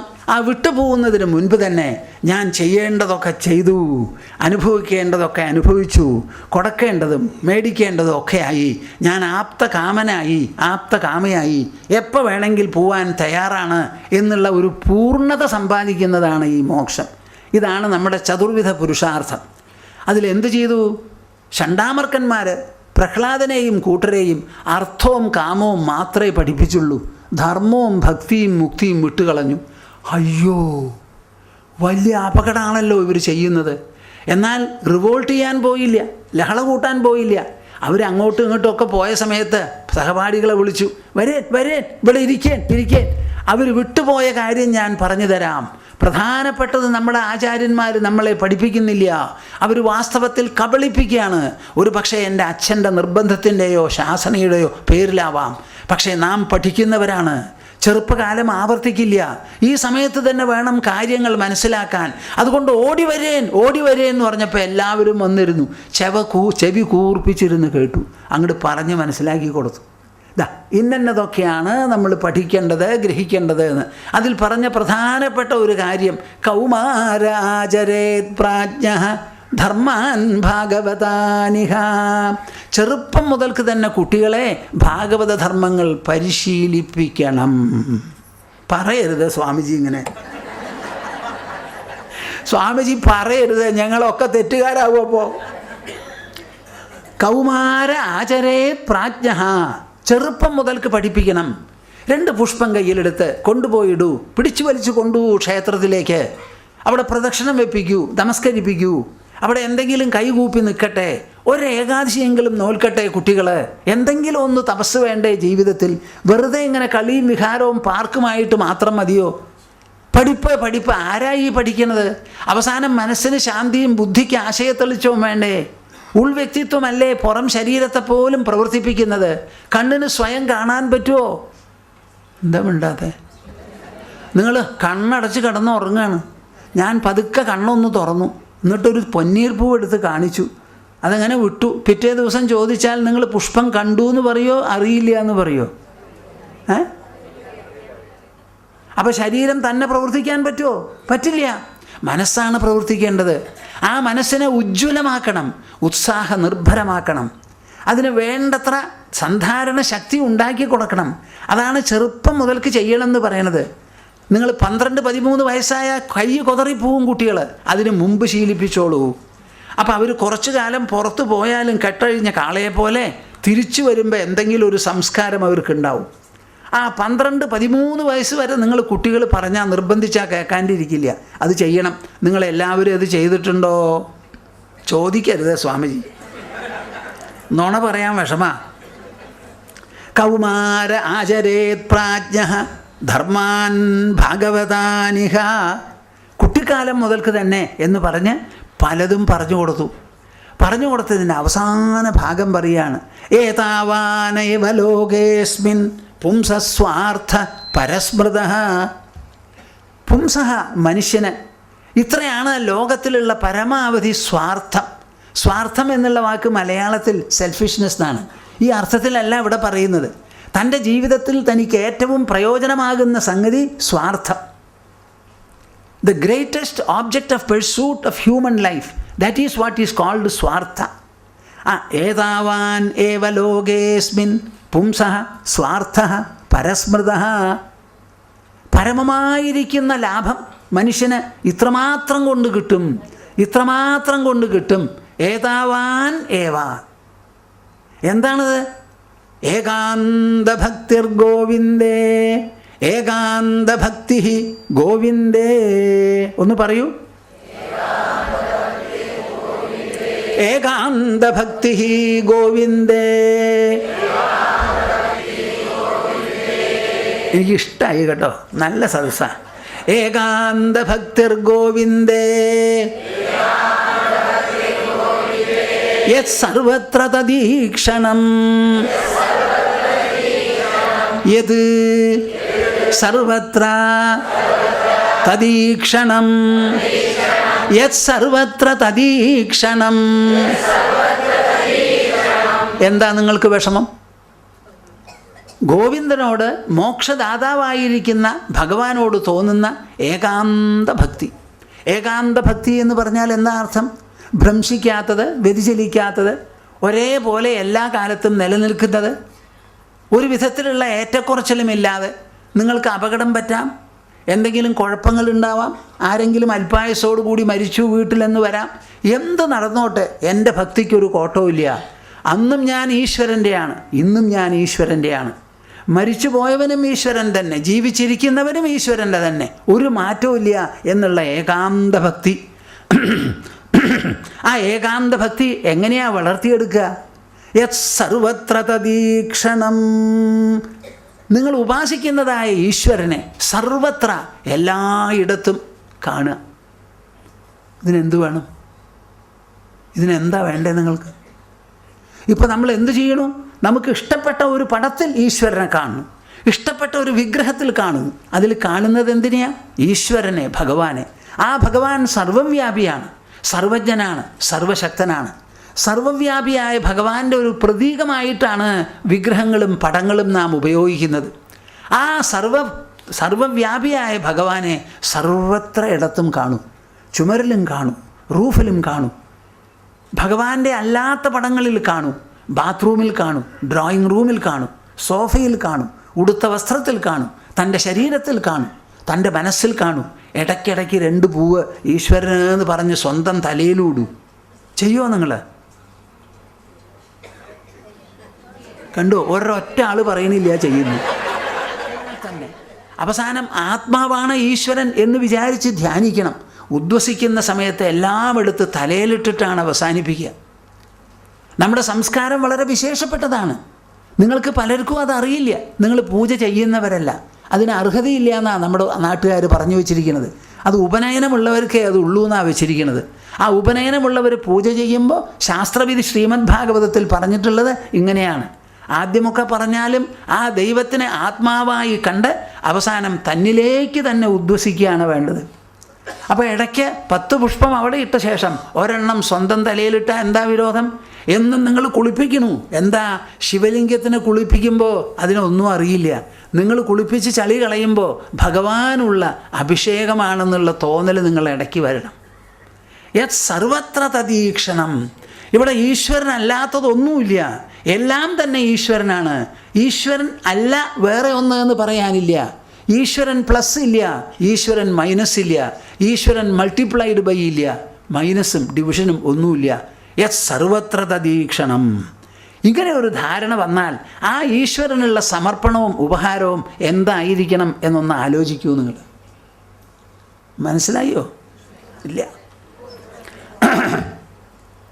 ആ ഈശ്വരനുള്ള സമർപ്പണം ഏതെങ്കിലും ഒരു കല്ലോ ഏതെങ്കിലും ഒരു പടമോ അതിൻ്റെ മുൻപിൽ ചെന്ന് 10 പുഷ്പങ്ങൾ അതിൻ്റെ മുൻപിൽ വെച്ചാൽ ഈശ്വര പൂജയോ സത്കാരമോ മാനമോ ആരാധനയോ ആയോ? ഇല്ല. അതിനാണ് ശ്രീമദ് ഭാഗവതം പറയുന്നത്, കവി നിമിചക്രവർത്തിയും കവിയുമായിട്ട്, നിമിചക്രവർത്തിയും 9 യോഗികളുമായിട്ടൊരു സംവാദം. ആ സംവാദമാണ് കൃഷ്ണൻ ഉദ്ധവന് ഉപദേശിച്ചതിന് മുൻപ് പറഞ്ഞിട്ടുള്ളത്. അതാണ് ഞാൻ ഈ ഭാഗവതം എഴുതിക്കൊണ്ട് വരുന്നുണ്ടല്ലോ, അതിൽ 10ാമത്തെ പുസ്തകമാണ് ഇപ്പോൾ എഴുതിയത്. കൃഷ്ണൻ തന്നെ അവതരിക്കുന്ന കൃഷ്ണൻ്റെ 24 ഗുരുമുഖങ്ങൾ എന്നാണ് ഇതിന് പേരിട്ടിരിക്കുന്നത്. കൃഷ്ണൻ 24 ആചാര്യന്മാരെ, ഗുരുക്കന്മാരെ അവതരിപ്പിക്കുമ്പോൾ അദ്ദേഹം തന്നെ അംഗീകരിച്ചത് കൊണ്ടാണല്ലോ അത് പറയുന്നത്. അപ്പോൾ കൃഷ്ണന് തന്നെ 24 ഗുരുമുഖങ്ങളുണ്ട് എന്നതാണ് അതിൽ പ്രധാനം. കൃഷ്ണൻ്റെ പൂർവജനായ യദു ചക്രവർത്തിയും അവധൂതനും നടന്ന സംവാദം, അതിനു മുമ്പ് നിമി ചക്രവർത്തിയും നവയോഗികളും തമ്മിൽ നടന്ന സംവാദം. ആ സംവാദമാണ് അവിടെ ഈശ്വരാനുഭവം ചൊരിയുന്ന യോഗി വാണികൾ എന്ന് പറഞ്ഞൊരു പുസ്തകം അതിന് ശീർഷകം കൊടുത്തിട്ടുള്ളതാണ്. അതിൽ 9 യോഗികളും സംസാരിക്കുന്നു. അതിൽ ആദ്യത്തെ യോഗി കവി പറയുന്നതാണ്. നിങ്ങൾ കേൾക്കുന്നുണ്ടാവും, പലപ്പോഴും പറയണുണ്ടാവും. അത് കേട്ടിട്ടും പറഞ്ഞിട്ടും ചെവിക്ക് മോക്ഷം കിട്ടി, പക്ഷേ ഉള്ളിലുള്ള ജീവന് കിട്ടിയിട്ടില്ല. എന്താ കാരണം? ചിന്തിക്കുന്നില്ല, ആലോചിക്കുന്നില്ല, മനസ്സിലാക്കി തീർക്കുന്നില്ല. ഞാൻ എന്താ പറഞ്ഞത്? എല്ലാ ദിക്കിലും ഈശ്വരനെ കാണണം. സർവ്വവ്യാപിയാണ് ഈശ്വരൻ. ആ സർവ്വവ്യാപിയായ ഈശ്വരന് സദാ നാം സമർപ്പണവും ഉപഹാരവും നൽകണം. അതെങ്ങനെയാണ് നൽകുക? അതിന് ഒരു പുഷ്പം വേണ്ട, കുറച്ച് പാല് വേണ്ട, തേൻ വേണ്ട, ഒരു ഉദ്ധരണി വെള്ളവും കൂടി വേണ്ട. പിന്നെ എന്താ വേണ്ടത്? ഭാവം വേണം. കായേന വാചാ മനസേന്ദ്രിയൈർവാ ബുദ്ധ്യാത്മനാ വാ അനുസൃതസ്വഭാവാത് കരോതി യദ്യത് സകലം പരസ്മൈ നാരായണായേതി സമർപ്പയേത്തത്. ഇതാണ് ആവശ്യം. ഈ സമർപ്പണം എവിടുന്നാ വരിക? മനസ്സിൽ നിന്ന്. എപ്പോഴാ വരിക? ബുദ്ധി മനസ്സിനെ വേണ്ടതുപോലെ നിർദ്ദേശിച്ചാൽ. ബുദ്ധിക്ക് എപ്പോഴാണിത് തോന്നുക? ഈശ്വരനെക്കുറിച്ച് വിചാരം ചെയ്ത് സർവ്വദിക്കിലും ഒരുപോലെ പരിലസിക്കുന്ന പരമപ്രഭാവമാണ്, അന്തരാത്മാവാണ് എന്നുള്ള ബോധം നമുക്ക് വരുമ്പോൾ. അങ്ങനെ വരുമ്പോഴോ കായേന വാചാ, പറഞ്ഞോളൂ, മനസേന്ദ്രിയൈർവാ ബുദ്ധ്യാത്മനാ വാ അനുസൃതസ്വഭാവാത് കരോതി യദ്യത് സകലം പരസ്മൈ നാരായണായേതി സമർപ്പയേത്തത്. അധി എന്തിനു പറയുന്നു? ശരീരം കൊണ്ടോ, വാക്കുകൊണ്ടോ, മനസ്സുകൊണ്ടോ, ഇന്ദ്രിയങ്ങൾ കൊണ്ടോ, ബുദ്ധി കൊണ്ടോ? അനുസൃത സ്വഭാവ. എവിടെയോ എങ്ങനെയോ എന്തോ കാരണത്താൽ നമ്മൾ ജനിച്ചു. ആർക്കോ ഒരു കൂട്ടർക്ക്, ദമ്പതികൾക്ക് സന്താനമായി ജനിച്ചു. അവർ വളർത്തിയ മാതിരി വളർന്നു, അവർ തന്ന ചുറ്റുപാടിൽ വളർന്നു. കണ്ണ് മിഴിച്ച് നോക്കുമ്പോൾ അഡൾട്ടാവുമ്പോൾ ജന്മവും കഴിഞ്ഞു, വളർച്ചയും കഴിഞ്ഞു. ഉള്ളിൽ പല വിധത്തിലുള്ള പ്രേരണകളുണ്ട്. ചിലതൊക്കെ നല്ലതാണ്, ചിലതൊക്കെ ചീത്തയാണ്. ചീത്തയോട് മല്ലയുദ്ധം അടിച്ചാലും ചിലത് തീരണില്ല. അങ്ങനെ പലതരത്തിലുള്ള വികലതകളും വൈകല്യങ്ങളും ഒക്കെ ഉണ്ട്. എന്നിട്ട് പലതും ഞാൻ ചെയ്തു വരുന്നു, നന്നാവാൻ നോക്കണു, സാധിക്കാം, സാധിക്കാതെയിരിക്കാം. ഇങ്ങനെ എന്തോ ആവട്ടെ, അനുസൃത സ്വഭാവാത്. ഈശ്വരൻ രചിച്ച, ശ്രദ്ധിച്ച് കേൾക്കണം, ഈശ്വരൻ രചിച്ച ലോകത്തിൽ അദ്ദേഹം നിശ്ചയിച്ച വ്യവസ്ഥകൾക്ക് വിധേയമായി കൈവന്ന ഒരു ശരീരം, മനസ്സ്, ബുദ്ധി, ജീവൻ, അഹങ്കാരം, ഇതെല്ലാം വെച്ചുകൊണ്ട് ഞാൻ എന്ത് തന്നെ ഈ ലോകത്തിൽ പ്രവർത്തിക്കുന്നുണ്ടോ ആ പ്രവൃത്തിക്കത് അൾട്ടിമേറ്റ് അന്തിമഗണനയിൽ ഞാനല്ല ഉത്തരവാദി. അനുസൃത സ്വഭാവ. എല്ലാറ്റിനുമുണ്ട് ഓരോ സ്വഭാവം. ആ സ്വഭാവത്തിന് വിധേയമായിട്ടാണ് ഞാൻ പ്രവർത്തിക്കുന്നത്. ഈ സ്വഭാവം ഉണ്ടായത് ലോകത്തിൽ നിന്ന്. ലോകം രചിച്ചത് ഭഗവാൻ. അപ്പോൾ എല്ലാം പുറപ്പെട്ടത് ഈശ്വരിൽ നിന്നാണ് എന്നുള്ള വിചാരത്തോടുകൂടി നമുക്ക് ചെയ്യാവുന്നത് എന്താ? പരസ്മൈ നാരായണായേതി. ഇത് മുഴുവനും നിർമ്മിച്ച് പരിപാലിച്ച് എന്തോ ആവശ്യത്തിന് വേണ്ടി നടത്തിച്ചു പോരുന്നതായ ആ പരമേശ്വരനായിരിക്കുന്ന നാരായണന് മാത്രം വേണ്ടിയിട്ടാണ് എൻ്റെ പ്രവൃത്തികൾ. അത് മനസ്സുകൊണ്ടാകട്ടെ, ബുദ്ധി കൊണ്ടാകട്ടെ, ഇന്ദ്രിയങ്ങൾ കൊണ്ടാകട്ടെ, ശരീരം കൊണ്ടാകട്ടെ, പ്രകൃതിക്ക് വിധേയമായാകട്ടെ, എല്ലാം തന്നെ ഈ ഈശ്വരന് വേണ്ടി മാത്രം എന്നുള്ളൊരു വിചാരത്തിൽ അങ്ങോട്ട് സമർപ്പിക്കുക. ഇതുവരെ നാം ചെയ്തു പോയത് എന്താ? പൂക്കൾ പ്രത്യേകമായി തിരഞ്ഞെടുത്തു. വിഷ്ണു പൂജയ്ക്ക് വെളുത്ത പൂക്കൾ, ദേവീ പൂജയ്ക്ക് ചുവന്ന പുഷ്പങ്ങൾ, അങ്ങനെ പലതരത്തിലുള്ള നിബന്ധനകളിലൂടെ തിരഞ്ഞെടുത്ത് വൃത്തിയാക്കി വെടുപ്പാക്കി മുമ്പിൽ ചെന്നിരുന്ന് അരമണിക്കൂർ സമയം പലവിധത്തിലുള്ള അർച്ചനാനാമങ്ങളുമായി ജപിച്ചു. ജീവിക്കുന്നതോ 24 മണിക്കൂർ, പൂജയോ അരമണിക്കൂർ. ചാൺ കയറുന്നു, മുഴം ചറക്കുന്നു. ദിവസേന നടക്കുന്നത് ഇതാണ്. ഒരു ചാൺ മേപ്പെട്ട് കയറും, ഒരു മുഴം താഴത്തേക്ക് ഡുബ്. പിറ്റേ ദിവസം ഒരു മുഴം കയറി ഡുബ്. അപ്പോൾ പോകുന്നത് എപ്പോഴും പാതാളത്തിലേക്കാണ്. മാറ്റൂ, മാറ്റൂ, ബുദ്ധിയുടെ ഇടുക്കം പോട്ടെ, മനസ്സിൻ്റെ ആ സങ്കുചിതത്വം തീർക്കൂ. അതിനെ നിങ്ങൾ ആരാധിക്കുന്ന ഈശ്വരൻ സർവവ്യാപിയാണ്, സർവ അന്തരാത്മാവാണ്. അദ്ദേഹത്തിനെ എപ്പോഴും പൂജ ചെയ്യണം. അതിന് നിങ്ങൾ പ്രത്യേക സമയം ഏർപ്പെടുത്തണ്ട. സൂര്യൻ്റെ ഉദയവും അസ്തമനവും കൂടി ഉണ്ടാക്കി തീർക്കുന്ന 24 മണിക്കൂറും അതിൽ നിങ്ങൾ രചിക്കാത്തതായ ഹൃദയവും ലങ്സും എല്ലാം കൂടി ശ്വാസോച്ഛ്വാസത്തിലൂടെ രക്തസഞ്ചാരത്തിലൂടെ നിലനിർത്തുന്നതായ ശരീരം, ഇതെല്ലാം തന്നെ ഈശ്വരൻ്റെ വൈഭവമാണ്. ആ വൈഭവങ്ങൾ ഉപയോഗിച്ച് ചെയ്യുന്ന പ്രവൃത്തികളെല്ലാം ഹേ നാരായണ നാരായണ കൃഷ്ണ, അങ്ങയ്ക്ക് വേണ്ടിയിട്ടാണ് എല്ലാം. എന്ത് അങ്ങയ്ക്ക് വേണ്ടിയിട്ടാണ്. കൈകൊണ്ടോ കാലുകൊണ്ടോ മൂക്കുകൊണ്ടോ മനസ്സുകൊണ്ടോ വാക്കുകൊണ്ടോ ബുദ്ധി കൊണ്ടോ പ്രകൃത വിശേഷം കൊണ്ടോ എന്ത് ചെയ്യുന്നുവോ അത് മുഴുവനും അങ്ങയ്ക്ക്. പഴയ കാലത്തൊരു പാട്ടി ഉണ്ടായിരുന്നു. എപ്പോൾ നോക്കിയാലും വലിയ കൃഷ്ണഭക്തനാ. കൃഷ്ണ നിനക്ക് എന്ന് പറയും, എന്ത് കിട്ടിയാലും പറയൂ അത്രേ. അപ്പോൾ ഒരു ദിവസം ഇങ്ങനെ പോകുമ്പോൾ കട്ട്ലയിൽ തലയൊന്ന് ഇടിച്ചപ്പോൾ കൃഷ്ണ നിനക്ക് എന്ന് പറഞ്ഞു അത്രേ. അത് കഴിഞ്ഞ് മിഴിച്ച് നോക്കിയപ്പോൾ അവിടെ ഒരു സ്വർണ്ണ കട്ടി കിടക്കണു. വേഗം എടുത്തിട്ട് കൃഷ്ണ എനിക്ക്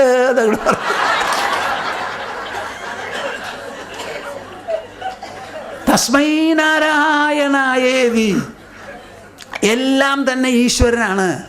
നഷ്ടമാണെങ്കിൽ നഷ്ടം, ലാഭമാണെങ്കിൽ ലാഭം. നിങ്ങളിങ്ങനെ വിചാരിച്ചു നോക്കൂ, നിങ്ങളുടെ ഇടുങ്ങിയ കടുക് മനസ്സ് കടാഹം പോലെ വികസിക്കും. നിങ്ങളുടെ ശരീരം വികസിച്ചാൽ സർവത്ര അബദ്ധ. മനസ്സ് എത്ര വികസിച്ചാലും എല്ലാം കൊണ്ടും ഭേഷാണ്, ബലേ ഭേഷ്. അപ്പോൾ ആ ചെറിയ മനസ്സുകൊണ്ട് ജോലി ചെയ്യുന്നതിന് പകരം വലിയ മനസ്സായി തീർന്ന് നിങ്ങളുടെ പ്രവൃത്തികൾ 1-ന് 10, 1-ന് 100, 10,000 വർദ്ധിക്കും. ഇതാണ് ഈ വികാസം ഉണ്ടാവുന്നത്. ഇങ്ങനെ വികസിച്ചു തുടങ്ങിയാൽ ഒരു മനുഷ്യൻ വേണ്ടത് എന്താ? ഭയം ദ്വിതീയാഭിനിവേശത സ്യാത് ഈശാദഭേദസ്യ വിപര്യോ അസ്മൃതി തന്മായയാതോ ബുധ ആഭജേത്തം ഭക്ത്യൈകയേശം ഗുരുദേവതാത്മാ. കവി പറയുന്ന 2ാമത്തെ ശ്ലോകമാണ്. ഭയം ദ്വിതീയാഭിനിവേശത സ്യാത്. പലപ്പോഴും നമുക്ക് ഭയമുണ്ട്. എന്താ ഈ ഭയം? ഞാനുണ്ട്, ഇനി ഒന്നും കൂടിയുണ്ട്. 2 എന്നൊരു തോന്നൽ വന്നാലേ 2ാമത്തതിൽ നിന്ന് ഭയം നമുക്കുണ്ടാവുള്ളൂ. ആ ഭയം നീങ്ങണമെങ്കിൽ എന്ത് വേണം? 2 എന്നുള്ള തോന്നൽ മാറി എല്ലാം കൂടി ഈശ്വരൻ ഒന്നേ ഉള്ളൂ ഇവിടെ. വാസുദേവ സർവമിതി, വാസുദേവ സർവമിതി സ മഹാത്മാ സുദുർലഭ. എല്ലാം കൂടി ഒരു വാസുദേവനേ ഉള്ളൂ എന്നുള്ള തോന്നൽ വരുമ്പോഴാണ് ഒരുത്തൻ മഹാത്മാവാകുന്നത്. ആ ഒരു തോന്നൽ നിങ്ങളുടെ മനസ്സിൽ വന്നാൽ പിന്നെ ഭയത്തിന് സ്ഥാനമില്ല. എത്ര ദ്വൈതമിവ വർത്തതേ തദിതര ഇതരം പശ്യതി ജിഘ്രതി ശൃണോതി. യാജ്ഞവൽക്യൻ ബൃഹദാരണ്യോപനിഷത്തിൽ മൈത്രേയിയോട് പറയണതാണ്. എവിടെ 2ാമതൊന്നുണ്ടോ അവിടെ ഭയമായി, കാണലായി, കേൾക്കലായി, അഭിനന്ദനമായി, കലഹമായി, കുറ്റം പറയലായി. എല്ലാം കൂടി ഒന്ന് എന്നങ്ങോട്ട് വിചാരിക്കുമ്പോഴോ 2 എന്നുള്ളത് ഒരു തോന്നലാണ്, അത് മനസ്സിലാണ്. ആ മനസ്സിലുള്ള തോന്നൽ മാറി 1 എന്നുള്ളത് തോന്നിക്കഴിഞ്ഞാൽ പിന്നെ ഭയമുണ്ടാവില്ല എന്ന്. 2 എന്ന് വിചാരിച്ചാൽ ഈശാദഭേദസ്യ വിപര്യോ അസ്മൃതി. അപ്പം നമ്മൾ 1-നെ മറക്കും, അത് ഈശ്വരനെയാണ് മറക്കുക, തന്നെ മാത്രം ഓർമ്മ വയ്ക്കും. തന്മായയാതോ ബുധ ആഭജേത്തം. അതുകൊണ്ട് മായ കൊണ്ടുണ്ടായിട്ടുള്ള ഈ ദ്വിതീയ ഭ്രമം, ദ്വിതീയ ഗണനയുണ്ടല്ലോ, അത് മുഴുവനും മാറ്റി അറിവുള്ളവൻ എന്തു വേണം? ഭക്ത്യൈകയേശം. ഏകയാ ഭക്തിയ ഈശം ആഭജേത്. ഭജിക്കണം. അപ്പം നിങ്ങൾ ഭജിക്കേണ്ടത് ആരെയാ? ഏകമായിരിക്കുന്ന ഈശ്വരനെ. ആ ഈശ്വരൻ ഒന്നാണ് എന്നുള്ള തോന്നലാണ് ശരിയായിട്ടുള്ള ഭജനം. ആ ഭജനം കൂടുതൽ നന്നാവാൻ വേണ്ടി ഗുരുദേവതാത്മാ, ഏതെങ്കിലും തത്വജ്ഞാനിയായ ഒരു ഗുരുവിൻ്റെ അടുത്ത് ചെന്ന് അദ്ദേഹത്തിൻ്റെ ഉപദേശം മേടിച്ച് അദ്ദേഹത്തിന് സ്വന്തം അന്തരാത്മാവും ജഗദീശ്വരനായിരിക്കുന്ന ഭഗവാനുമാണ് എന്ന് പറഞ്ഞ് കണ്ടുകൊണ്ട് വേണം നിങ്ങൾ ഈ ഭജന ചെയ്യാൻ. ഭക്തി ഏകയേശം ഗുരുദേവതാത്മാ. നോക്കൂ, ആ ഭക്തിയിൽ ദാർശനിക ഭാവങ്ങൾ ഭാഗവതം ഇറക്കിക്കൊണ്ടുവരികയാണ്. നിമി ചക്രവർത്തി ചോദിക്കുകയാണ്, ഭാഗവത ധർമ്മങ്ങൾ എനിക്ക് പറഞ്ഞു തരുമെന്ന് നവയോഗികളോട്. യാഗം നടത്തുന്ന സമയത്താണ് അവർ വന്നത്.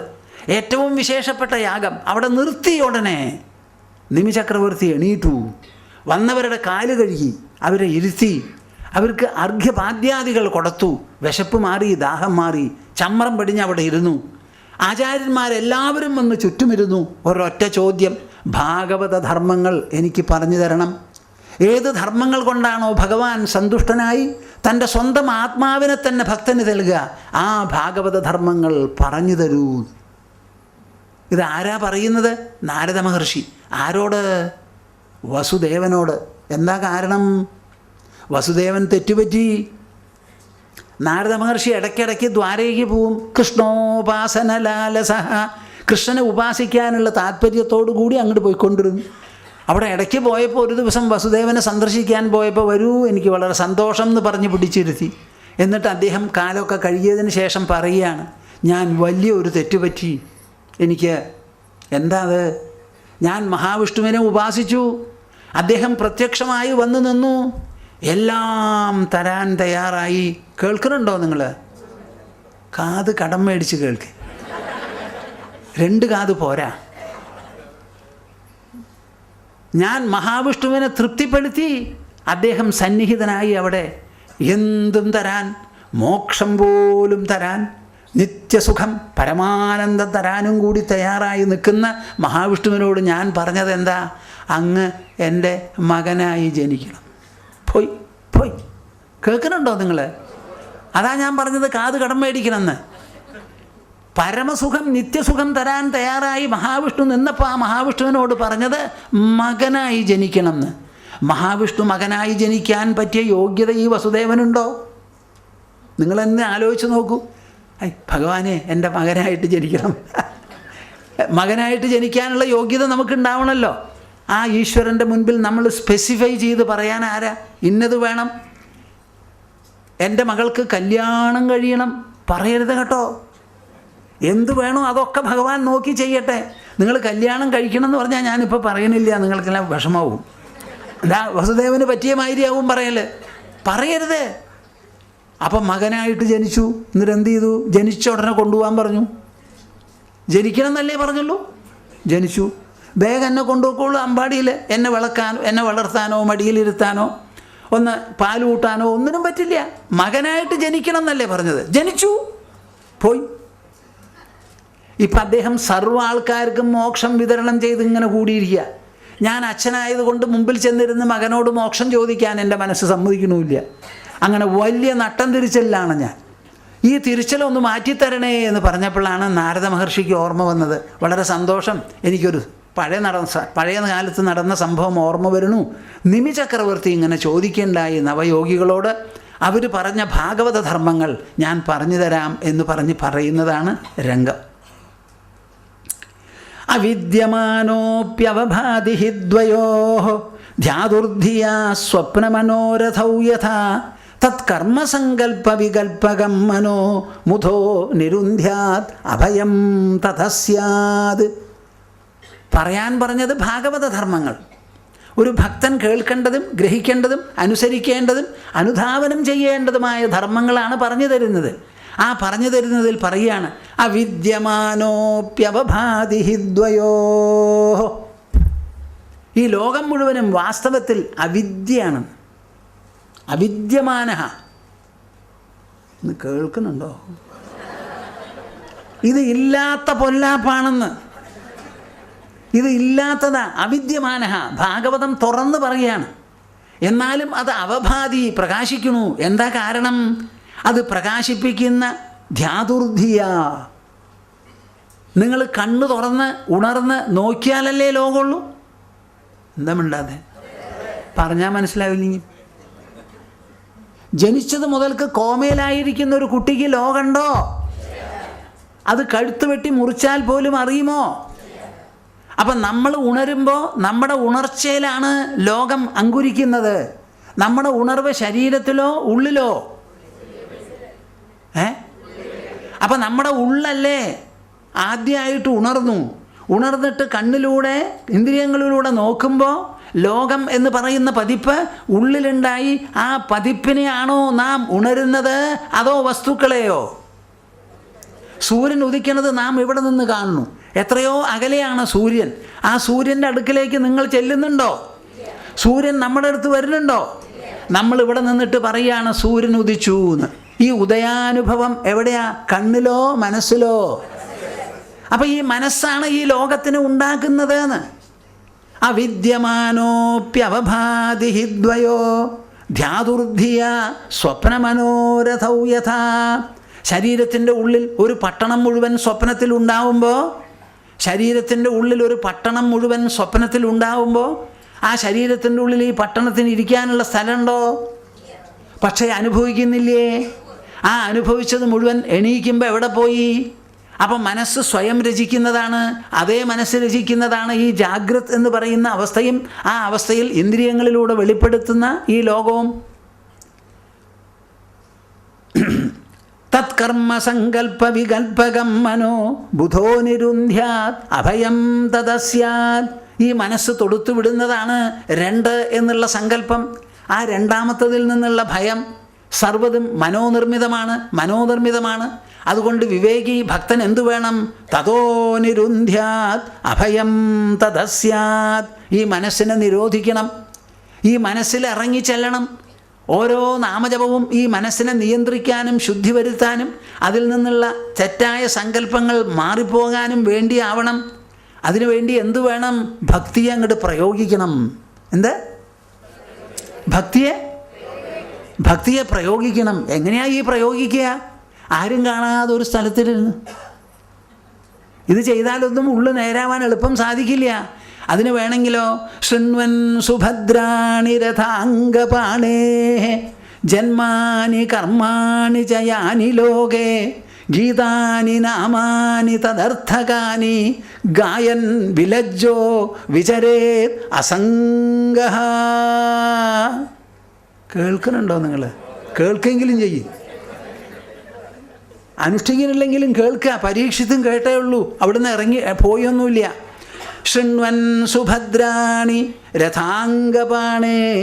രഥാംഗപാണിയുടെ മഹാവിഷ്ണുവിൻ്റെ പരമകല്യാണനിധിയായിരിക്കുന്ന ശ്രീഹരിയുടെ സുഭദ്രാണി മംഗളാത്മകമായിരിക്കുന്ന ജന്മാനി കർമാണി ചയാനി ലോകേ.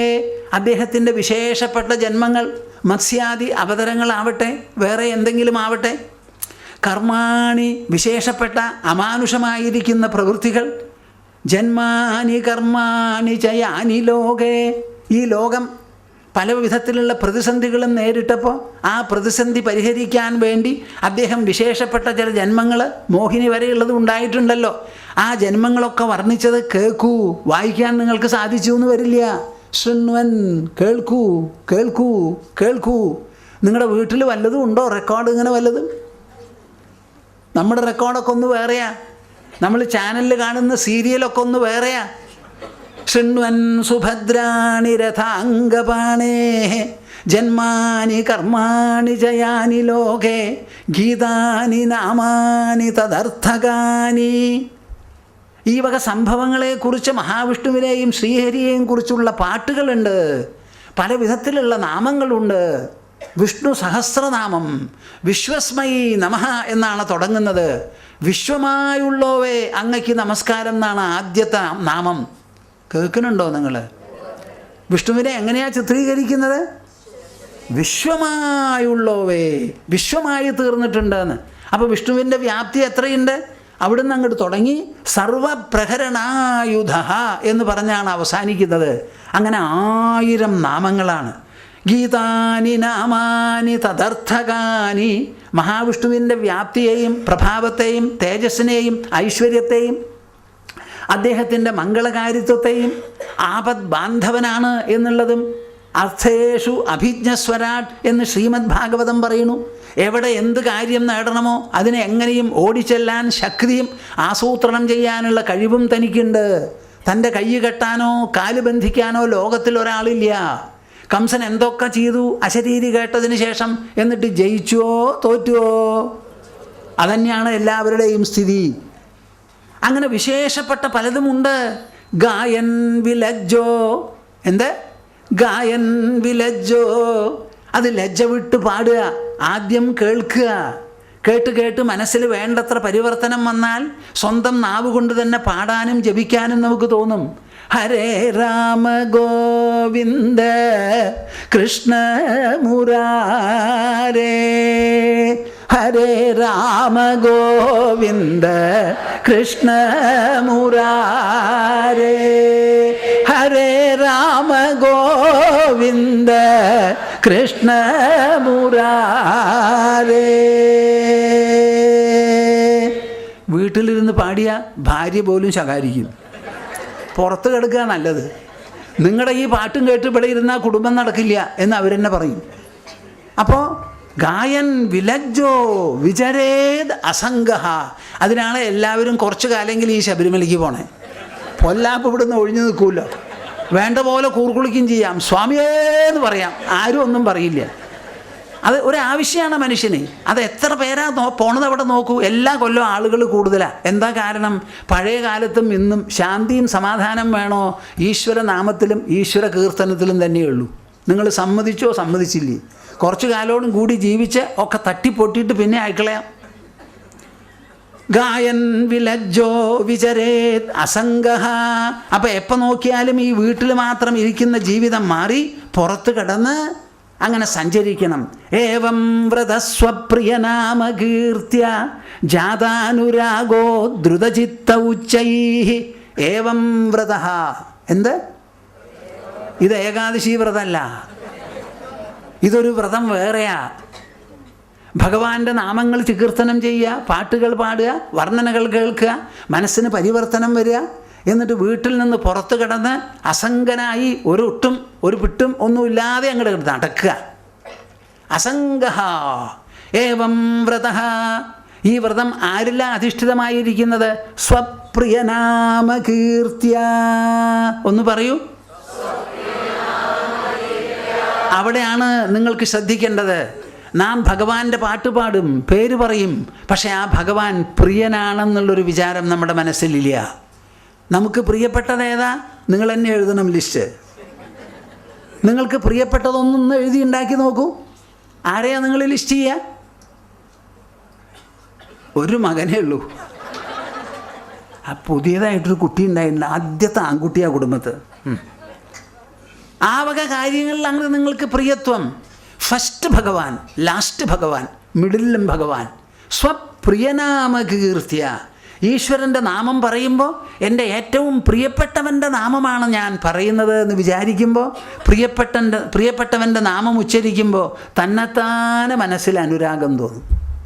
All of you are missing God because you never make him your beloved. You only give him a place of importance. He is a great power, a huge power, a protector and what not. But he is not so dear to me. My dear things are something else. Evam വ്രതസ്വപ്രിയനാമകീർത്തിയ. തൻ്റെ പ്രിയൻ്റെ നാമകീർത്തനങ്ങളാൽ ജാതാനുരാഗോ, നമ്മുടെ മനസ്സിൽ അനുരാഗം ജനിച്ച് ദ്രുതചിത്ത ഉച്ചൈഹി, മനസ്സങ്ങോട്ട് ഉരുകി തുടങ്ങും, വെണ്ണ ഉരുകുന്ന മാതിരി. ഉച്ചൈഹി അപ്പോൾ ഉറക്കെ. ഹസത്യഥോ രോദിതി രൗതി ഗായതി. ചിലപ്പോൾ ചിരിക്കും, ചിലപ്പോൾ കരയും, ചിലപ്പോൾ നിലവിളിക്കും, ചിലപ്പോൾ പാടും. ഉന്മാദവൻ നൃത്യതി ലോകബാഹ്യ. ലോകഗണനകളെല്ലാം വിട്ടുകളഞ്ഞ് ഉന്മാദനെ പോലെ നൃത്തം ചെയ്യുന്നു. കേൾക്കുന്നുണ്ടോ നിങ്ങൾ? കേൾക്കെങ്കിലും ചെയ്യും. ഏവം വ്രതസ്വപ്രിയനാമകീർത്തിയ ജാതാനുരാഗോ ദ്രുതചിത്ത ഉച്ചൈഹി ഹസത്യഥോ രോദിതി രൗതി ഗായതി ഉന്മാദവൻ നൃത്യതി ലോകബാഹ്യഃ. ഖം വായുമഗ്നിം സലിലം മഹീം ച ജ്യോതിംഷി സത്വാനി ദിശോ ദ്രുമാദീൻ സരിത് സമുദ്രാംശ്ച ഹരേ ശരീരം യത് കിഞ്ചഭൂതം പ്രണമേത് അനന്യഃ. മനസ്സങ്ങോട്ട് വികസിച്ചു. കെട്ടുപൂട്ടുകളൊക്കെ അഴിഞ്ഞുപോയി. വെണ്ണ ഉരുകുന്ന പോലെ അഹങ്കാരം ഉരുകി ഉരുകി ഉരുകി. നമ്മുടെ ശരീരത്തിനുള്ള സ്വാധീനങ്ങൾ കുറഞ്ഞു, ലോകത്തിനുള്ള സ്വാധീനങ്ങളും കുറഞ്ഞു, മെലിഞ്ഞു. ഖം വായുമഗ്നിം സലിലം മഹീം ച. നമ്മുടെ ഭാവനകളൊക്കെ മാറി. എൻ്റെ ഈശ്വരൻ സർവവ്യാപിയാണ്. അദ്ദേഹം ഇല്ലാത്തൊരു പഴുതില്ല. സർവ അണുക്കളിലുമുണ്ട്, പർവ്വതങ്ങളിലുമുണ്ട്, ജലത്തിലുമുണ്ട്.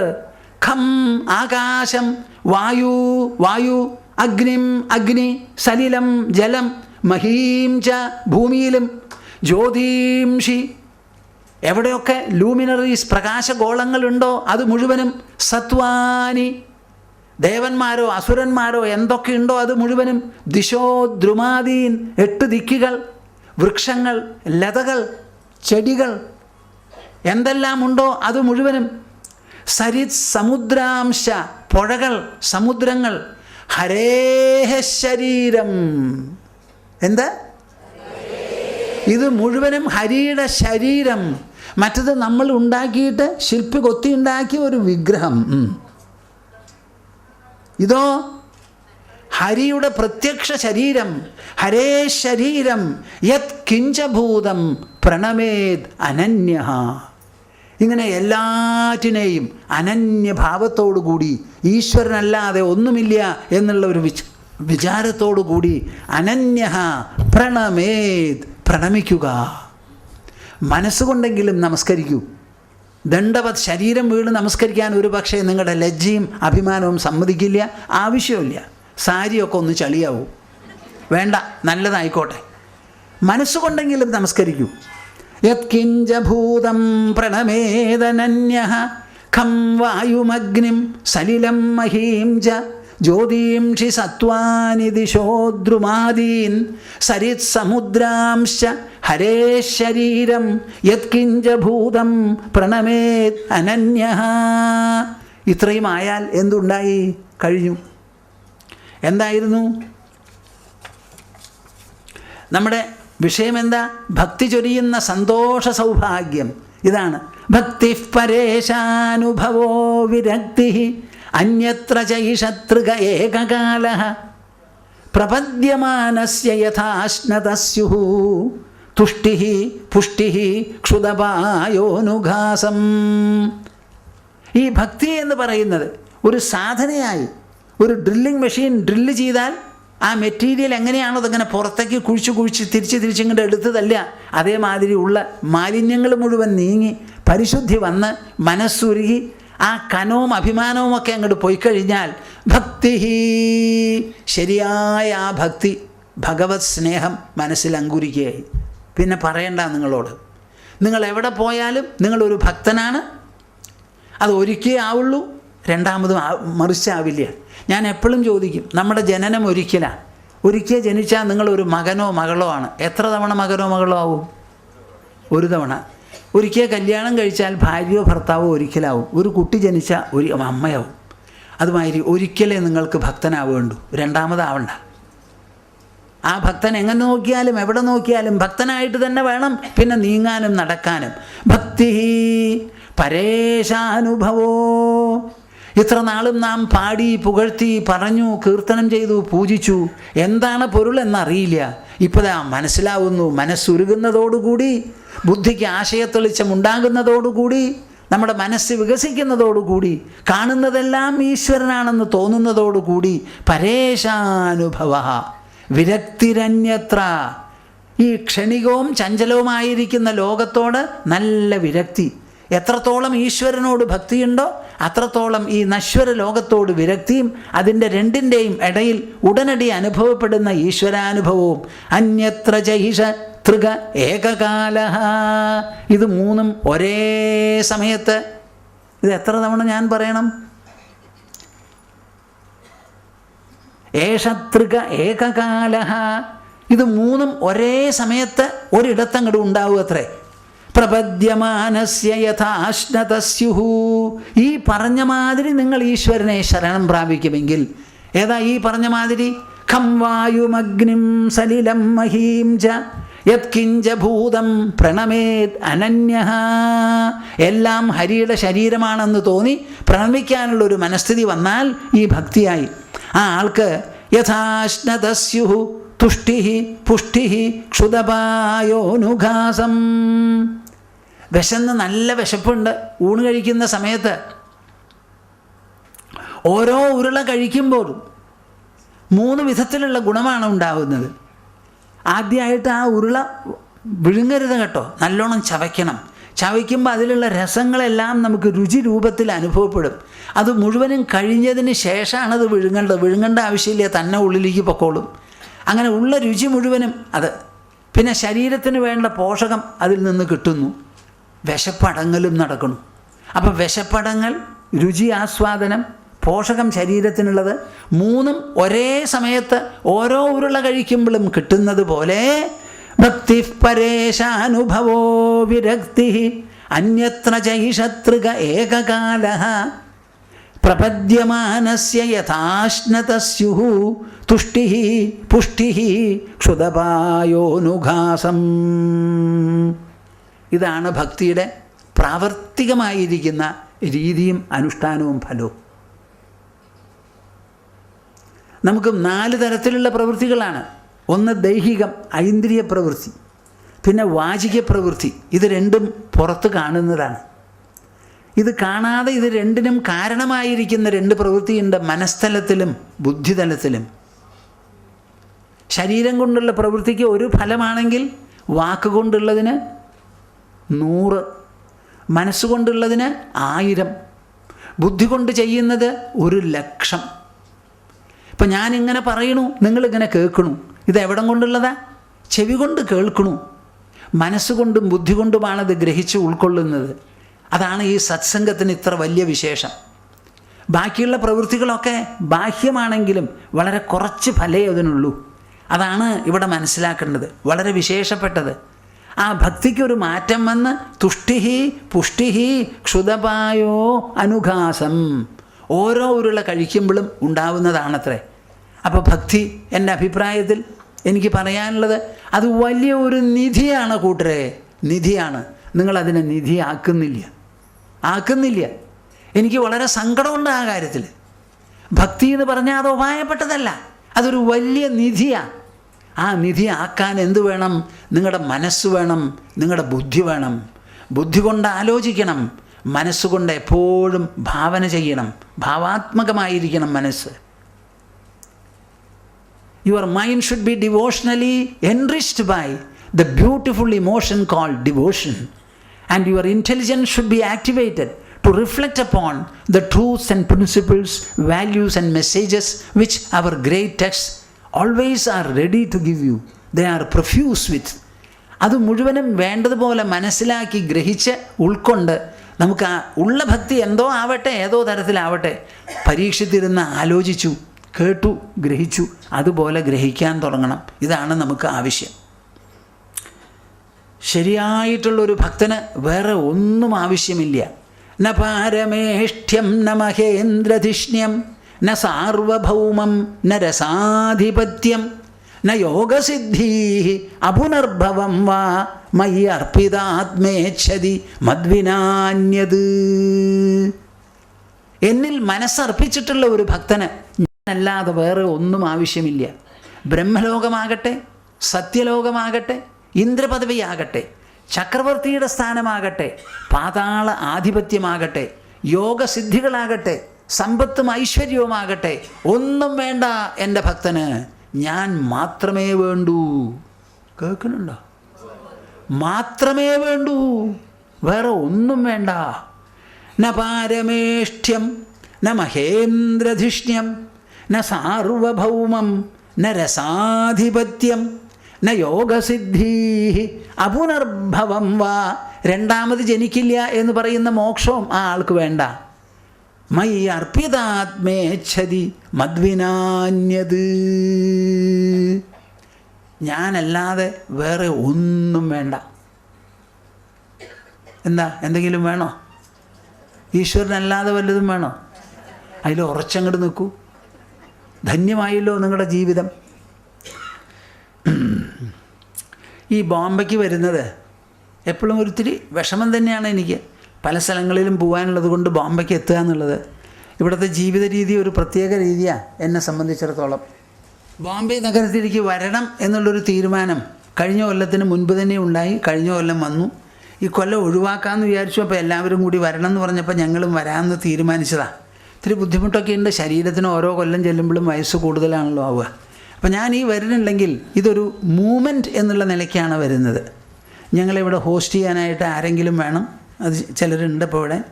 പക്ഷേ ഞങ്ങളിങ്ങനെ വന്നു പോകുന്നത് ഒരു പ്രധാനപ്പെട്ട കാര്യമാണ്. പല ആൾക്കാരും വരുന്നുണ്ട്. അപ്പോൾ ഇത് വെറും സ്വാമിജി വന്നു സംസാരിച്ചു ഞങ്ങൾ കേട്ടു എന്നുള്ളതല്ലാതെ നിങ്ങൾ മനസ്സിലാക്കണം, നമ്മുടെ സ്വാമിജിയും ഞങ്ങളുടെ ആശ്രമവും ഇതിനു വേണ്ടി അനവരതം ഈ ബ്രഹ്മവിദ്യ പ്രചാരത്തിന് വേണ്ടി പരിശ്രമിച്ചു കൊണ്ടിരിക്കുകയാണ്. എനിക്ക് തീരെ സമയം കിട്ടുന്നില്ല. ഞാൻ സ്വതവേ ഇത്തിരി കൃഷ്ണനെ പോലെ ഉല്ലാസമായിട്ടിരിക്കുന്ന ആളാണ്. ഇപ്പോൾ എപ്പോൾ നോക്കിയാലും ജോലിയാണ്. എന്താ ജോലി? ഒന്നിലോ കമ്പ്യൂട്ടറിൽ അല്ലെങ്കിൽ മനുഷ്യരോട് സംസാരിക്കുക. എനിക്ക് 2 ജോലിയേ ഉള്ളൂ: സംസാരിക്കുക, എഴുതുക. ഇപ്പോൾ എഴുതാനും പറ്റണില്ല. ഒക്കെ ഡിക്റ്റേറ്റ് ചെയ്ത് കൊടുക്കുക.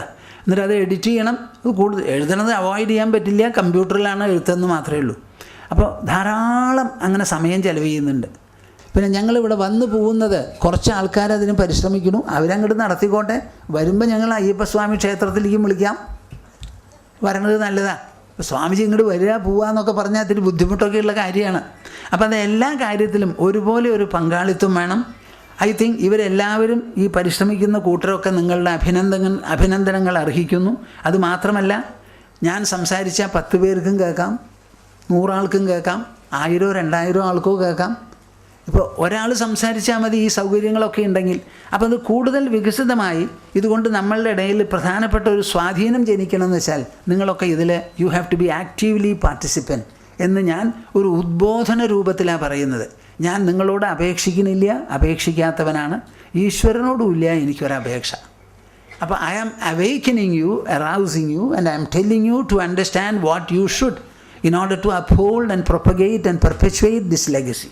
അധ്യാത്മമായി എന്തെങ്കിലും പ്രവർത്തനമോ സ്ഥാപനങ്ങളോ ഉണ്ടെങ്കിൽ അതിനെ മണത്തറിഞ്ഞു പോയി മനസ്സിലാക്കി അതിൻ്റെ പ്രവർത്തനങ്ങളിൽ പങ്കെടുക്കുകയും സഹായിക്കുകയും ഒക്കെ ചെയ്യേണ്ടത് ഗൃഹസ്ഥന്മാരുടെ പ്രത്യേക നിർബന്ധമാണ്. പിന്നെ ഒരു കാര്യം ഞാൻ പറയുന്നു, നമുക്ക് ധർമാർത്ഥ കാമമോക്ഷങ്ങൾ എന്ന് പറയുന്ന 4 പുരുഷാർത്ഥമാണ്. അതേപോലെ നമുക്ക് ബ്രഹ്മചര്യം, ഗാർഹസ്ഥ്യം, വാനപ്രസ്ഥം, സന്യാസം എന്ന് പറയുന്ന 4 ആശ്രമമുണ്ട്. അതിലിപ്പോൾ നിങ്ങളൊക്കെ വിചാരിക്കുന്നുണ്ടാവും ഞങ്ങളെ ഒക്കെ ഗൃഹസ്ഥന്മാരാണ്, കുട്ടികളൊക്കെ പെറ്റു വളർത്തി പേരക്കിടാങ്ങളുമായി അവർക്കൊക്കെ വീടൊക്കെ കെട്ടിക്കൊടുത്തു സുഖമായിട്ടാണ് പോകാൻ പോണേന്ന്. സ്വാമിജിക്ക് പറയാനുള്ളത് അതല്ല, നിങ്ങൾ പകുതി മനുഷ്യന്മാരായിട്ടാണ് പോണേന്ന്. ബ്രഹ്മചര്യവും ഗാർഹസ്ഥ്യമല്ലേ ഉള്ളൂ. അപ്പോൾ എത്രയായി? പകുതി. ഈ വാനപ്രസ്ഥവും സന്യാസവും ആർക്കുള്ളതാ? അത് കുരങ്ങന്മാർക്കുള്ളതോ? ആ വാനപ്രസ്ഥം സന്യാസവും കൂടി ആയാലേ 4 ആശ്രമമായുള്ളൂ. 4നും പേരാശ്രമം എന്നാണ്. ബ്രഹ്മചര്യമാശ്രമം, ഗൃഹസ്ഥമാശ്രമം, വാനപ്രസ്ഥാശ്രമം, സന്യാസാശ്രമം. അതിൽ നിങ്ങൾ ആ ഗൃഹസ്ഥ ആശ്രമം എന്നുള്ളത് അങ്ങോട്ട് വിട്ടുകളഞ്ഞു. അതൊക്കെ സന്യാസിമാർക്കുള്ളതാണെന്നാണ് നിങ്ങളുടെ അഭിപ്രായം. അപ്പോൾ ജീവിതത്തിൽ തപസ് ഉൾപ്പെടുത്തണം. ഇത്ര കാലവും ഇല്ലെങ്കിൽ ഇനി വാനപ്രസ്ഥൻ എന്താണെന്ന് ചിന്തിക്കെങ്കിലും വേണം. മുക്തി സുധാകരത്തിൽ ഞാനിതൊക്കെ പറഞ്ഞ് മനസ്സിലാക്കിയിട്ടുണ്ട്. അപ്പോൾ ആ ഒരു കാര്യം നിങ്ങൾ മനസ്സിലാക്കി സന്യാസികളും ആശ്രമം എന്താണെന്നുള്ളതൊക്കെ മനസ്സിലാക്കി അതിനെ എല്ലാ വിധത്തിലും സപ്പോർട്ട് ചെയ്യേണ്ടതും അവർക്ക് പറയാനുള്ളത് കേൾക്കുക. അപ്പോൾ നിമി ചക്രവർത്തി എന്ത് ചെയ്തു? യോഗികളുടെ മുമ്പിൽ ചെന്നിരുന്നു. യദു ചക്രവർത്തി എന്ത് ചെയ്തു? അവധൂതൻ്റെ അടുത്ത് പോയിരുന്ന് കേട്ടു. അതേമാതിരി നിങ്ങൾക്ക് നല്ലത് പറഞ്ഞു തരാനുള്ളവർ ഈ സജ്ജനങ്ങളും ഭക്തന്മാരും ഒക്കെ ഉണ്ടാവുള്ളൂ. അപ്പോൾ അവരുടെ നിൽപ്പ് നിങ്ങളുടെ ജീവിതത്തിൻ്റെ നാരായ വേരും നട്ടെല്ലുമാണെന്ന് മനസ്സിലാക്കണമെന്ന് ഞാൻ പൊതുവെ എല്ലാവർക്കും വേണ്ടി പറഞ്ഞു ധരിപ്പിക്കുന്നു. ഞാൻ നിങ്ങളെ എല്ലാവരെയും മനസ്സാ ആലിംഗനം ചെയ്ത് അനുഗ്രഹിക്കുന്നു. എനിക്ക് പ്രധാനപ്പെട്ട ഒരു ആവശ്യമുള്ളത് എന്താണെന്ന് വെച്ചാൽ നിങ്ങളുടെ എല്ലാവരുടെയും കുടുംബങ്ങളിൽ നല്ല നല്ല കുട്ടികളുണ്ടാവണം. പക്ഷേ നല്ല കുട്ടികൾ ഉണ്ടാവണം എന്ന് നിങ്ങൾ സ്വതവേ വിചാരിക്കാറില്ല. എന്തോ കല്യാണം കഴിഞ്ഞു, ഗർഭാധാനം നടന്നു, പ്രസവിച്ചു, ഡോക്ടർ പറഞ്ഞു ഗർഭമുണ്ടെന്ന്, അത്രയാണേ നമുക്കറിയുള്ളൂ. എന്താ വേണ്ടതെന്ന് വെച്ചാൽ ഗർഭാധാനത്തിനൊരു സമയം, ഒരു ദിവസം തിരഞ്ഞെടുത്ത് വെച്ച് അതിന് ഒരാഴ്ചയോ 10 ദിവസമോ മുമ്പ് ഒരു തപോനുഷ്ഠാനം എന്നുള്ള നിലയ്ക്ക് അതിന് തയ്യാറായി അതിൻ്റെ വീര്യങ്ങളും പ്രഭാവങ്ങളുമെല്ലാം ഏറ്റുകൊണ്ട് വേണം ആ സംയോഗം നടക്കാനും ഗർഭാധാനം എന്ന് പറയുന്ന മഹത്വമുറ്റ ആ പ്രക്രിയ നടക്കാനും. ഒരു കുട്ടിക്ക് ജന്മം നൽകുക എന്ന് പറഞ്ഞാൽ ഭൂമി ഉള്ളിടത്തോളം കാലം നിലനിൽക്കാം ആ പരമ്പര. ആ ബ്രഹ്മാവാവുകയാണ് നിങ്ങൾ. അപ്പം അതിൻ്റെ ഗൗരവം മനസ്സിലാക്കി ഗർഭാധാനം മുതൽക്കാണ് ഉണ്ടാകാൻ പോകുന്ന സന്താനത്തിനെ ഷെയ്പ്പ് ചെയ്യാനുള്ള പ്രക്രിയ നടക്കുന്നത്. ഗർഭാധാനത്തെ തുടർന്ന് ഗർഭമുണ്ടെന്ന് മനസ്സിലായാൽ പുംസവനം എന്ന് പറഞ്ഞൊരു കർമ്മമുണ്ട്. അത് കഴിഞ്ഞ് 8-ാം മാസമൊക്കെ ആകുമ്പോൾ സീമന്തം എന്ന് പറയുന്നതുണ്ട്. പ്രസവിച്ചു കഴിഞ്ഞാൽ ജാതകർമ്മം, നാമകരണം, ബഹിർഗമനം എന്നിങ്ങനെ പല ചടങ്ങുകളുമുണ്ട്. 16 സംസ്കാരമാണ് നമുക്ക്. അപ്പോൾ അങ്ങനെയുള്ള കുട്ടികൾ ജനിച്ച് കുടുംബസ്നേഹം വേണം, സമാജസ്നേഹം വേണം, ഈശ്വരഭക്തി വേണം, നല്ല നല്ല കാര്യങ്ങൾ ചെയ്യാനുള്ള പ്രേരണ, ഇതൊക്കെ ഉണ്ടാവുന്ന സത്പുത്രന്മാരും സത്പുത്രിമാരും നിങ്ങളുടെ കുടുംബങ്ങളിൽ ജനിക്കണം എന്നുള്ളത് ഈ സ്വാമിജിയുടെ ഒരു നിർബന്ധമാണ്. ഞാൻ അതിനുവേണ്ടി പ്രത്യേകം അനുഗ്രഹിക്കുന്നു. നിങ്ങൾ ഇനിയുള്ള കാലമെങ്കിലും പറഞ്ഞ് മനസ്സിലാക്കൂ, ഈ കുട്ടികളെ ജനിക്കുന്നത് നമ്മൾ പ്രോഗ്രാം ചെയ്യുന്നത് പോലെയാണ് ഇരിക്കുകയെന്ന്. അതൊന്ന് മനസ്സിലാക്കി ആ ഒരു സംസ്കാരം അവർക്ക് ഉണ്ടാക്കി കൊടുക്കാൻ നോക്കുക. അങ്ങനെ നമ്മുടെ നാടും ഭാരതഭൂമിയും ലോകവും തന്നെ വളരെ നന്നാവട്ടെ. എല്ലാ വിധത്തിലും ഞാൻ എല്ലാവരെയും മനസ്സാ ആലിംഗനം ചെയ്ത് അനുഗ്രഹിക്കുന്നു.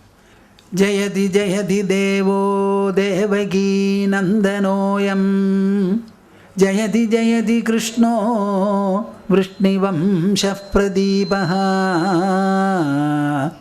ജയതി ജയതി മേഘശ്യാമലഃ കോമലാംഗോ, ജയതി ജയതി പൃഥ്വീഭാരനാശോ മുകുന്ദഃ. ഹരിഹി ഓം, ഹരിഹി ഓം. എല്ലാവരും കൂടി കണ്ണടച്ച് കൈകോർത്ത് മടിയിൽ വെച്ച് എൻ്റെ കൂടെ സമാപനമായ ഓംകാരം ഒരു തപസ് എന്നുള്ള നിലയ്ക്ക് ഒരു തപോനുഷ്ഠാനമായി ചെയ്യാം. ഓ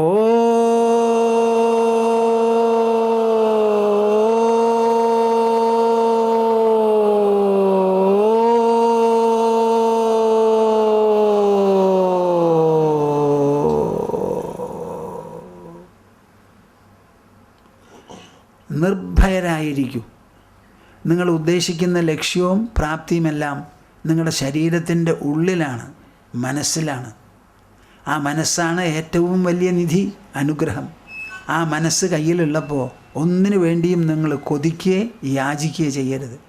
അങ്ങനെ രാജകീയമായി എല്ലാവിധത്തിലും ഈശ്വരനെ മാത്രം ആശ്രയിച്ചുകൊണ്ട് സ്മരിച്ചുകൊണ്ട് ജീവിക്കൂ. അന്തരാത്മാവിനെക്കുറിച്ചുള്ള ആലോചന കൂടട്ടെ, ആത്മസാക്ഷാത്കാരവും ഉണ്ടാവട്ടെ. ഹരിഹി ഓം തത്സ്. ജയ ഗുരു.